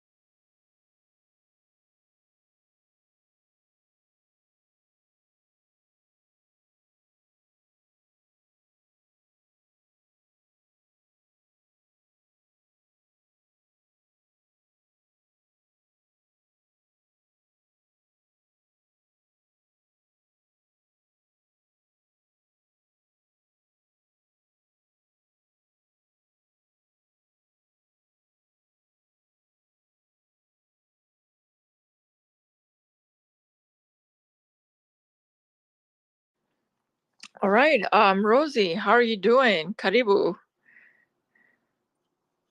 Hi, Jelani. Hey. Thank you for the opportunity to speak. I didn't think I'd be the first one, honestly. But just to add in on the discourse, SHIF is very close to my heart because NHIF really came through for me at some point in 2019 when I was really sick. I became suddenly ill. I've never been sick in my life. I think the last time I was... Hey, Rosie, could you speak up? We could barely hear you. It's like you're whispering. Oh, sorry. I don't know. Am I audible now? Yeah, just come closer to the mic. Oh, of course. Anyway, I was saying, NHIF really came through for me at some point in life when I suddenly fell ill. I have been a clean bill of health all my life. Aside from when I was a child, I think I got malaria and I was admitted at Aga Khan. But other than that, I've never been ill. My siblings have never been ill. Parents, everybody has just been healthy at home. And this one time, I suddenly fell ill and I had to go through surgery. And also, that's a lot of money. But NHIF came through and I didn't even go to a public hospital. It's a private hospital with a private doctor, and NHIF covered pretty much everything. I remember I paid, I think, out of pocket 300 bob. And I was shocked, considering I was contributing that one for 500. It wasn't even that much.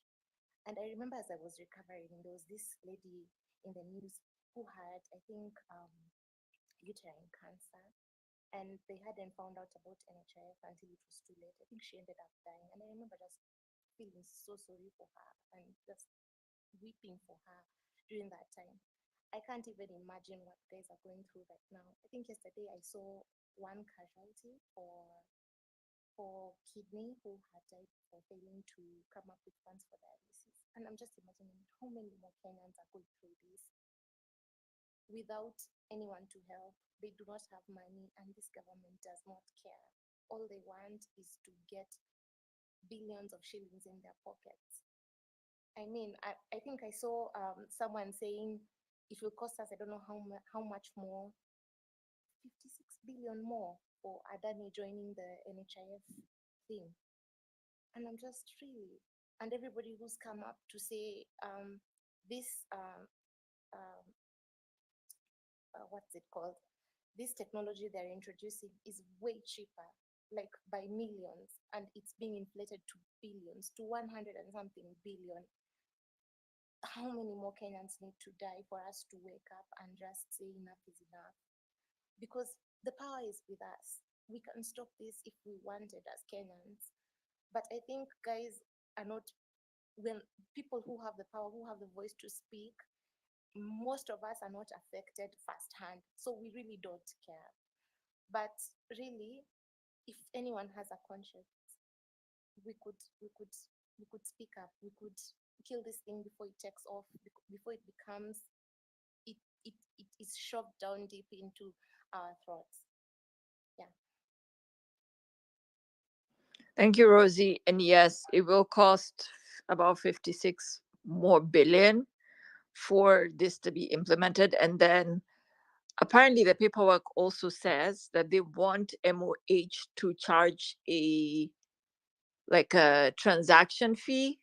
I don't remember what they're calling it. I think it's a transaction fee. You know, sort of like the way eCitizen works. When you do anything on eCitizen, it charges you 50 bob. So they also want kukuwe your transaction fee, and now they're going to fund their operations with this transaction fee.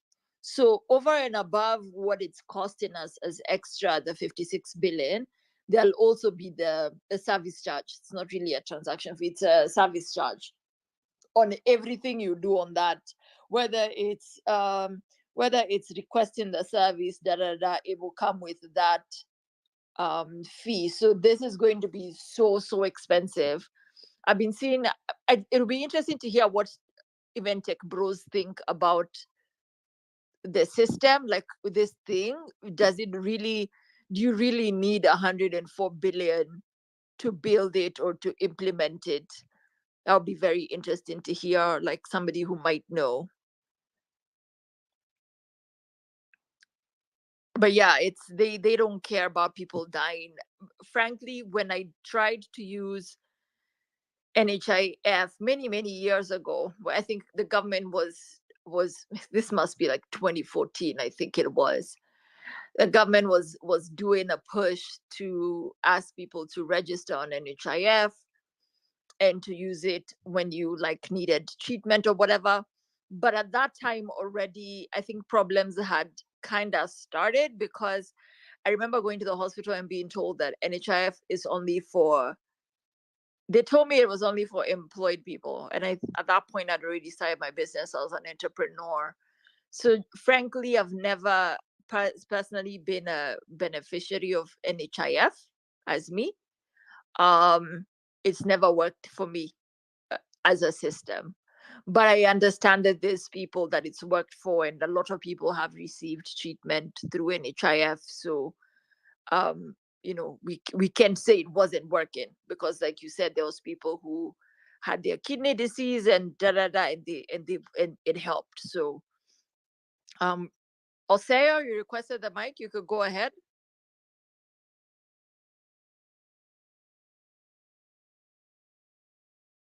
I'll be speaking in a moment, please. I'm in the middle of something. Sorry. Okay, Brian, you could go ahead as you wait for Oseo. Yeah. Hello, guys. Hey. Yeah. So my in response to what you were saying regarding how much would a system like that cost?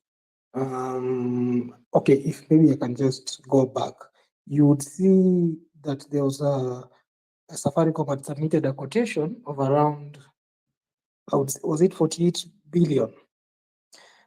Yeah, before this Adani thing. But if you look closely, the chief economist, David B, sort of gave a reasoning around why the Adani deal was sensible. So his reasoning was, we are how many Kenyans? According to him, we are 50 million Kenyans. And then if we go to hospital 3 times in a year, and then you multiply that by 55 shillings every time we go, that's value for money. So in terms of justification, that's what the government is using. Like every time you go to visit a healthcare facility, so now, maybe they are querying your details or they're trying to handle your case. Each time you access the system, you pay 55 shillings. So whether if that is value for money, I think it boils down to what does the system do, and what will entail a system like that. If you ask me, from my technical assessment, I feel like it is an overstatement, because from what I know, because I knew some few people who work at NHIF, they will spend close to between 2 and 300 million a year maintaining that system of NHIF, and even some people are saying even that was more expensive. So how that shoots from those numbers to 10 billion a year, and essentially there is nothing much that they're doing, because NHIF had the biometric verification thing going on. It had the case management, it had all those modules that this SHIF is bringing. SHIF is not introducing anything. From the technical standpoint, it's not introducing anything. There's also another argument that they're saying NHIF used to be prone to, people stealing from it, hospitals being paid for works or procedures, as they call them, that they never did. So they would give you examples of satellite hospitals that don't even exist, serving members that are fictitious. And then now they tell you This SHIF or SHA system is coming to solve all that. But some Kenyans actually believe that, and I've come to see like a majority of Kenyans believe that with this new system, easy or corruption is going to stop. But also that is also a fallacy, because in computing, in a computer system, there are several components. There are users, there's procedures, there's the software, there's the hardware, and some other three things are forgotten. So essentially, the weakest link in any computer system is the user, whereby the user is the one that does everything that is wrong. That's why when we develop software, we come up with things called use cases and misuse cases. So for the most part, the software will work as is or as intended. But now the user is the element that misuses the system. Safaricom loses a lot of money every year on M-Pesa fraud. It's not their system, it's the people working there. But why Safaricom is a good example is that you will find that any misuse case is handled criminally. That's why I think last year they jailed around 40 people. Some of these things you'll never hear unless you are really interested. In the same light, for NHIF, before a healthcare provider, before you say, my name is Jilani, I own this healthcare facility, it's a process. You need to get an affidavit from your lawyer. There needs to be a site visit. It's like a process that will take you almost a month. So when the government characterizes it as rogue, what is it called? Healthcare providers registering hospitals that don't exist, serving members that don't exist, that's a lie. Because NHIF would pay to a bank account. So in any case, let's say we have identified there are some hospitals or healthcare providers, as they call them, that are rogue. We can always go to the bank transactions, and this bank pays to an account. NHIF pays to an account. And from that account, you can get the beneficial owners. So maybe to just answer you, this is a racket. It's a scheme.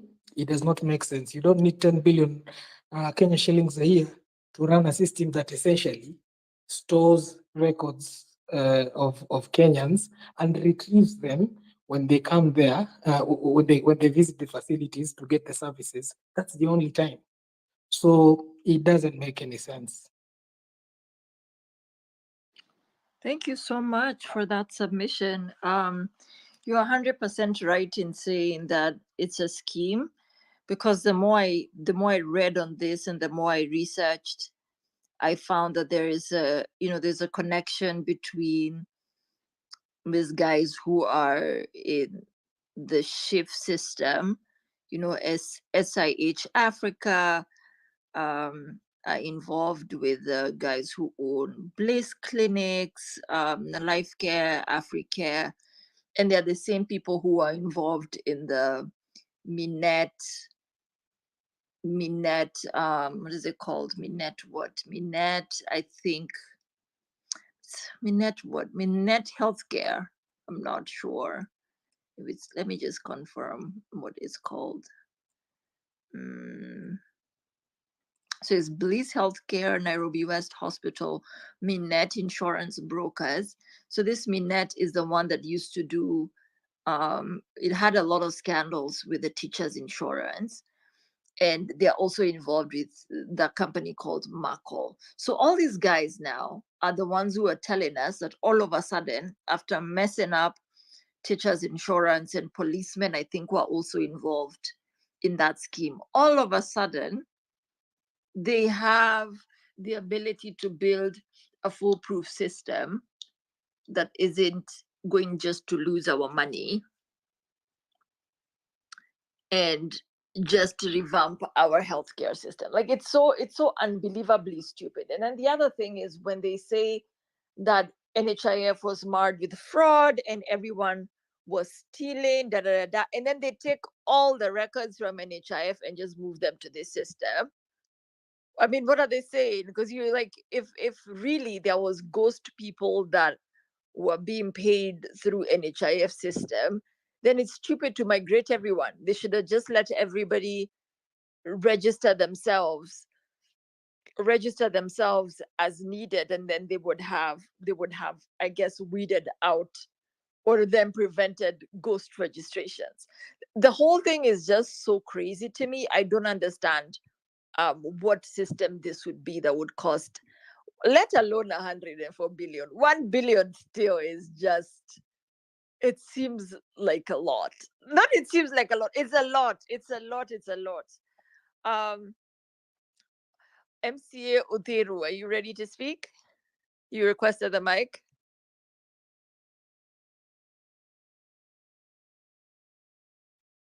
You need to unmute yourself and speak. Thank you. My name is Kimani Dennis Medamo, a passionate demander for change, a passionate demander for good governance in Kenya, a passionate demander for respect for the citizens' will, and ensuring that honorable member take what the citizens take say in parliament. I want to start by saying that it is good and we should be clapping that Gachagua will be impeached anytime soon, and I will be happy for that, so that Kimani Ichung'wah can rise up and go to the CS ministry that he wants and die in a plane crash. Interior haitaki mdomo kwa sababu they have decided to sell Kenya. They have decided to ensure that Kenya will no longer be there in that Hey, years. excuse me, MCO Thiru. We are not here to discuss that. We're here to discuss the SHIF situation. So could you stick to I am that? discussing. Thank you, Jelani.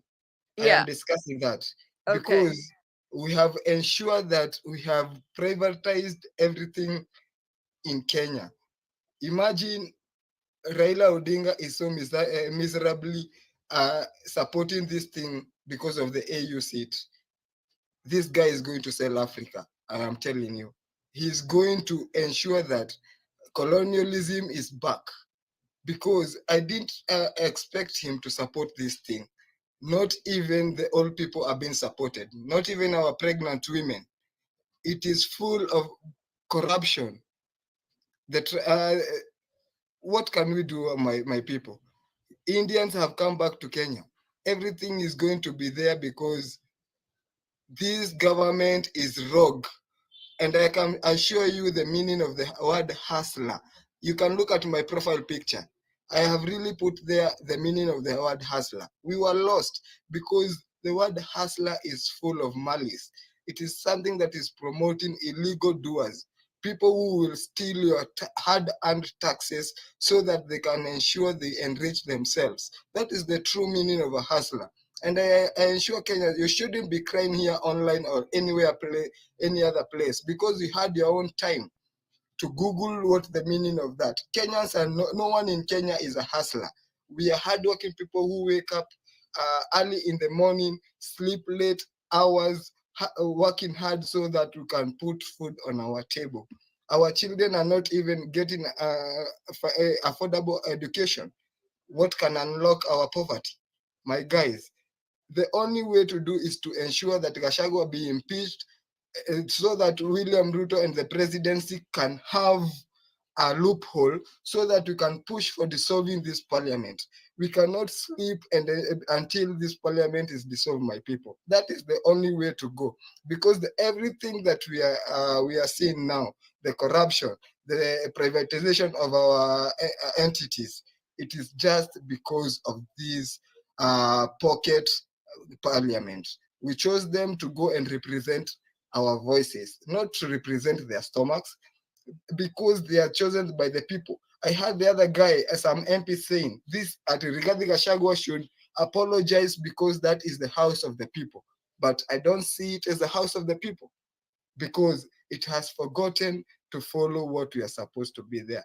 Yes, we are the opposition of now, and the only thing we can do is boycotting. Let us give them sleepless nights until they ensure that this is our country, my friends. manzee tumeuziwa kila kitu for 30 years. What will our children enjoy, my friend? It is not time that we are going to say that the constitution says. These people have already subverted the constitution. So we have nothing to reflect on this constitution. The only thing left is for us to fight for ourselves. And I want to pause. I know this platform has people from even the liar side, Raila Odinga, Amolo Odinga. I want to declare this day that Raila is the problem of Kenya, because we have seen it in daylight that if he can support Kenya to be sold, that's not how a diplomat fights. He is really at his worst manners. That is the only thing I can say tonight. Thank you, MCA Uziru, for that submission. Opio, you could go ahead. Oh, thank you, Jelani. Can you hear me? Yes. Oh, thank you. I think the topic is about SHIF and SHA, and I want to start by interrogating the system. And in fact, it's like a number of Kenyans do not really understand this system well. I am an information manager and data analyst, and I work a lot with system relationships. If you look at the NIF system and the SHIF system, there is a quite big difference that is going to be very much harmful. Like in the NIF system, one, it was very it was easy to verify. It was verifiable. You are able to do your claims, batch them, produce a report of the claims, and even be able to print the hard copies and present to a nearby NIF branch for claiming purposes. But in this, we are advised that this new system is going to be using artificial intelligence, where you will be able to do a claim at the facility. When you have done that claim, nobody approves the claim.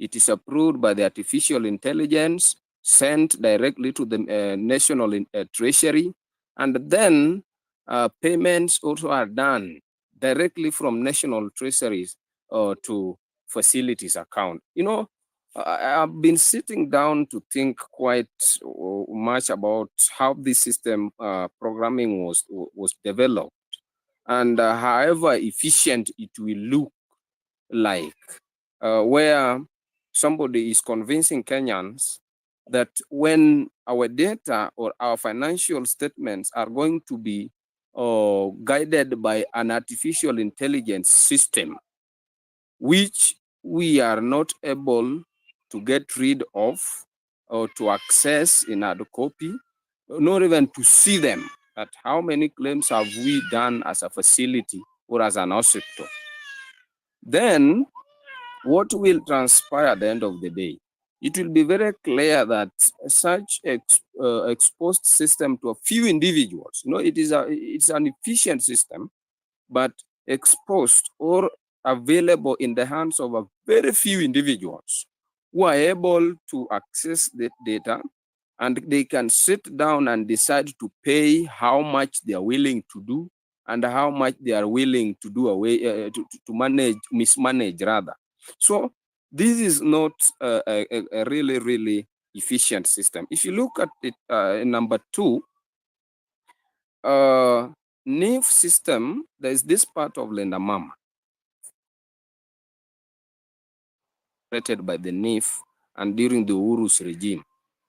Lenda Mama had its own separate registration of beneficiaries.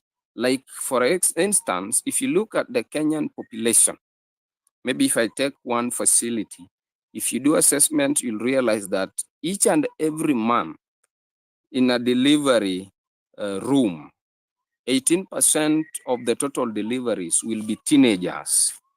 And these teenagers, they are our sons, they are our daughters and our sisters. These people do not have ID. but they have become pregnant and they must deliver. So you realize that in the new system here, we are subjected to two conditions. One, you must have an ID as a mother. Two, you must have a smartphone. What are the roles of these two things? You realize that if you come with somebody's ID, then you are going to be barred from the Safaricom data capability or capacity in a manner that the phone number that you provide and the different ID that you provided, they are not going to correlate. And so their concordance are not going to allow you to actually get registered. So we have realized that a good number of young Kenyan population are being left out to pay for their delivery costs. And again, to make it sad, when they have to pay, he has increased the payment rates, which Lenda Mama was making at 5,000 shillings. He has increased it to 10,000 shillings for SVD, spontaneous vertex delivery, for these people who just deliver normally. Then for those who have been taken for Syrian section or CS, they were paying 10,000 previously, and now they are subjected to 30,000. So I'm wondering, suppose these the 18% of Kenyans, if they are not going to access these IDs and get registered in this scheme, are they going to be subjected to pay this 30,000 or the 10,000 in hard cash as the hostels requires? So that is another worry in this system. So they are not ready to leave it open for the expectant mothers to register as they were registering in the other previous schemes. What will be the results of that? You realize that if you look at the facilities currently, a good number of expectant mothers will be running back to the traditional birth attendants. And when they go back to traditional birth attendants, we'll be having high level of perinatal deaths, neonatal deaths, and maternal deaths.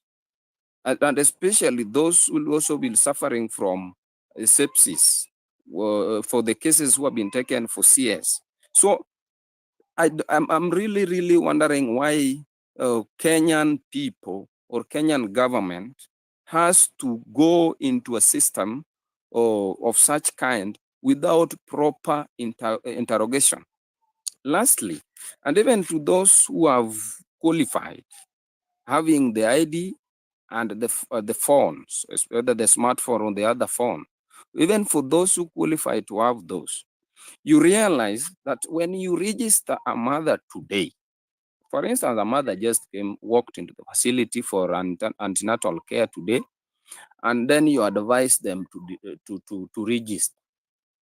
If you register them so that they may be safe at the point of delivery, you realize that some mothers, the means testing that they are using is instructing that a mother should pay 1,030 shillings per month. That is a total of 12,000 and above per year. And then they follow it with a condition that for you to then become eligible, you must make a 1-year payment plan. Look at that. Who is going to afford that? How many number of Kenyans or expectant mothers are going to suffer in between this transition period? Did they even really sit down and think about what is going to happen at this time that we are transiting from this to that? I believe and I know that in systems transition processes, we have what we call piloting ought to have been done. Maybe a selected area ought to have been used to pilot this process when the two are independently operating. But now, you've just maybe abruptly eradicated the system that you are using. You are brought in a new one. The new one has several challenges. Nobody is there to address them. I don't even, the experts, the developer, the person who even developed it, keeps on changing the software. The other time, the first software that was developed was changed a day after it has rolled out because of inefficiencies. Right now, the software that they have reintroduced is still leaving a bunch of Kenyan people behind, despite the fact that they have severe conditions to be attended to. So I think it is time that when you look at this system, the government should think very much critically. And even for those who are paying the most lowest amount, if you assume you are totally poor, you are living in a grass-thatched, grass-roofed house, maybe the walls are made of cow dung and so those traditional things, you still find yourself being rated to pay 300 shillings. And that 300 shillings that you're paying, it is not just 300 shillings per month, then you become eligible for services. You must pay it annually, which is 3,600. So maybe where would the teenager get that money? And the condition again is, I know they are talking about most of the teenagers becoming dependents of their parents. But they had placed a restriction, policy restriction, that a teenager, when you reach at 18 years, then you are independent. You cannot be covered in that scheme. But look at that. We have teenagers starts from 15 to 19 years old. And those are the majority. You realize a good number of our daughters and sisters are giving birth at that time. So this is not right. Then on the dependent, like for instance, for the old people, I have married today. I am maybe just 18 years, an orphan, you dropped out of school, and then unfortunately you find yourself married. Then look at that situation. They are telling you that you must have an affidavit or marriage certificate, which is a good legal document. But the question, how many people will be able to access it with these hard conditions? If you go to the courts, look for these materials, you will part with not less than 3,000 to 4,000. The other day they were increasing it. So that you are added as a dependent. If you're my wife, I must produce the certificate. I have to part with the more than 3,000 shillings to get that thing processed. I come back with it. I upload it in the system so that I can convince them that you're my wife, so you become my dependent. So you realize that several mothers do not have IDs, especially for those who just joined marriage some few years. They don't have IDs. The IDs they applied for has not been given to them for more than a year. It's not their fault to miss it. So, but they have to give back. The scheme that Uhuru provided for isolated them. Such cases of pregnant mothers were isolated. You could register with or without identification cards. Then you are able to access antenatal services and postnatal services. But now this new one is like they want to compel each and every Kenyan citizen to produce any single amount that you have to the government, which we must stop, and we must agitate for it to be actually restructured. If it is really used to mean well for us, then it needs to be restructured. It needs to be thought about again, so that they can give us what actually belongs to the people and what can serve all Kenyans equally. My last point will be a request, especially to you, Jelani, quite a number of times you've done your best in the space so that we get these times to communicate and maybe deliberate on certain issues that are affecting our people. But I would request youths at this time that please let us or start going to the ground. It is high time that as much as we'll be able to communicate on the spaces, but it is now very urgent that we must go to the ground. For those who are in Kenya, let us go to the ground, support our fellow people who have gone to the ground. Because yes, we can talk here. I can always repeat what David Ndii once said, that only 20% of Kenyans who are elites and they are on spaces, but the majority of the remaining almost 80% are those people whom they consider as ignorant. They are in the villages. They can't even really listen to what you are telling them, that Raila is bad or Ruto is bad. So they will still bribe the same individuals to sell themselves into leadership. In fact, that's what he made very clear.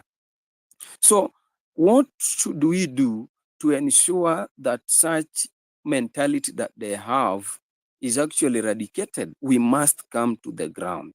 And you can see why government is becoming very hostile with Morara. Because whatever is doing is an eye-opener to the people. And they are afraid of that. They will be like, watu wataanza kutupigia kelele tukienda pale chini. What is this guy is trying to make fools become wise. So, and even he was trying to re-engineer the campaigning financing. And that is what they hate. They want to steal taxes, come and dish out 50 shillings, 100 shillings, and then they go with their votes to continue stealing. That has been the process that the politicians have been using to acquire or to steal our future and to steal our election results. So I am requesting that let us, for those who maybe are not inside in the country, let us unite together. I know you are able to reach a few influencers. Those people, people can come together like you came together during June period, so that we still come together and support those who can appear on the ground and hold serious rallies. When we go to a place, let them get shaken up so that we get ourselves prepared for the next general elections. Otherwise, for the processes that they are fighting over, is impeachment of Gachagua and so on and so forth, let them fight themselves, so that when they are done with fighting themselves, we shall be able to overtake them. Thank you. Thank you, Opio, for your submission. That was very detailed. I appreciate you. I think the most compelling reason why SHIF is very terrible, and we must start to have very serious conversations about rejecting it and going back to the streets if that's what's necessary, is SHIF is more expensive than commercial health insurance policies. You're better off, instead of paying SHIF and then going to fight with the government on whether they're going to pay your medical bills or not. You're better off having a commercial insurance policy, because if you compare them shilling to shilling, you'll get more value from Jubilee Insurance than you would from SHIF. So it literally makes no sense. And then now, this Linda Mama thing, the reason Linda Mama was such an important government-driven campaign was because at that point there was a lot of maternal deaths. Women were really dying giving birth. And the whole world has figured out how to keep women alive when they give birth, but Kenya, we hadn't quite gotten there yet. So Linda Mama was the government's intervention to prevent maternal death. So women would get all their pre-clinics taken care of, all their maternal clinics taken care of. I think also all the vaccinations once the kids were born. They got the whole package and it was free. Now these idiots are busy saying, "Hiya, we don't want Linda Mama anymore. You guys can go die." And I'm just like, why are we sitting just chilling whilst this is happening? I mean, it's one thing for them to roll out, for them to cancel Linda Mama. it's another thing for them to bring out a system that just takes all this money out of our pockets. Like now we are not talking about 12 billion, it's now 48. And now it's not even 48, it's 104. Oh, it's not even 104. We also need to pay transaction fees. Like you people, sijui kwa nini hamkasiriki like me. Anyway, DJ Kuroba, welcome to the space. I see I've added you as a speaker. I saw you did a video. The floor is yours. Speak to us. Good evening, guys. It's great to be here tonight. Good discussions. It's very important for us to have this kind of talks during these times because so that we can equip each other in what is coming. I'm gonna narrow my discussion to what is my imminent future on this SHIF matter, and I'm going to explain a reality that I just bumped into just a few days ago. So this SHI Act under SHIF, it's where it covers dialysis. And I realized there is for those patients who are pursuing a transplant route, you might think that the contributions you're contributing will actually cover the transplant, but according to the actual law, the law is designed in a way that some major surgeries will be covered by the government fund and some small ones will be covered by the actual contribution. So something that was covered in NHIF just a few weeks ago is now no longer covered under under SHIF because the government still hasn't done its contribution towards covering those ones. So that was a huge curveball for us to adjust to, because as we are heading towards my wife's transplant now, whatever budget we have, there we go. And oh my God, what a curveball that was for us. Because previously, NHIF was contributing 600 Gs for this one. And then on this sheet, they're actually contributing more, but that 700 that they're actually contributing should be under the government contribution, but not under your own personal contribution. And they have all these many covers that they have in. Like the other day, I noticed they had a dental cover, but that dental cover is covered under the government contribution. So if you go to any public place for dental cover, if the government hasn't contributed, you still don't get your dental work. So there is a lot of information that is not properly out there, that takes a lot of digging, and no one has time to do this digging unless you're directly affected. You know, the moment you're directly affected, that's when you dig in. And then you realize, oh, kumbe kuko hivi, oh, kumbe kuko hivi. And it's such a curveball. Man, I don't know where our country is going, but what I like about where we are is we are discussing, and the more equipped we are, the better off we are, the better decisions we'll get to make, and the more we'll know on how to get the best out of our own government. So I wanted to mention that this is a good conversation to have, not for now, but for the near future. Awesome. Thank you so much, DJ Kuroba. I'm really sorry to hear about.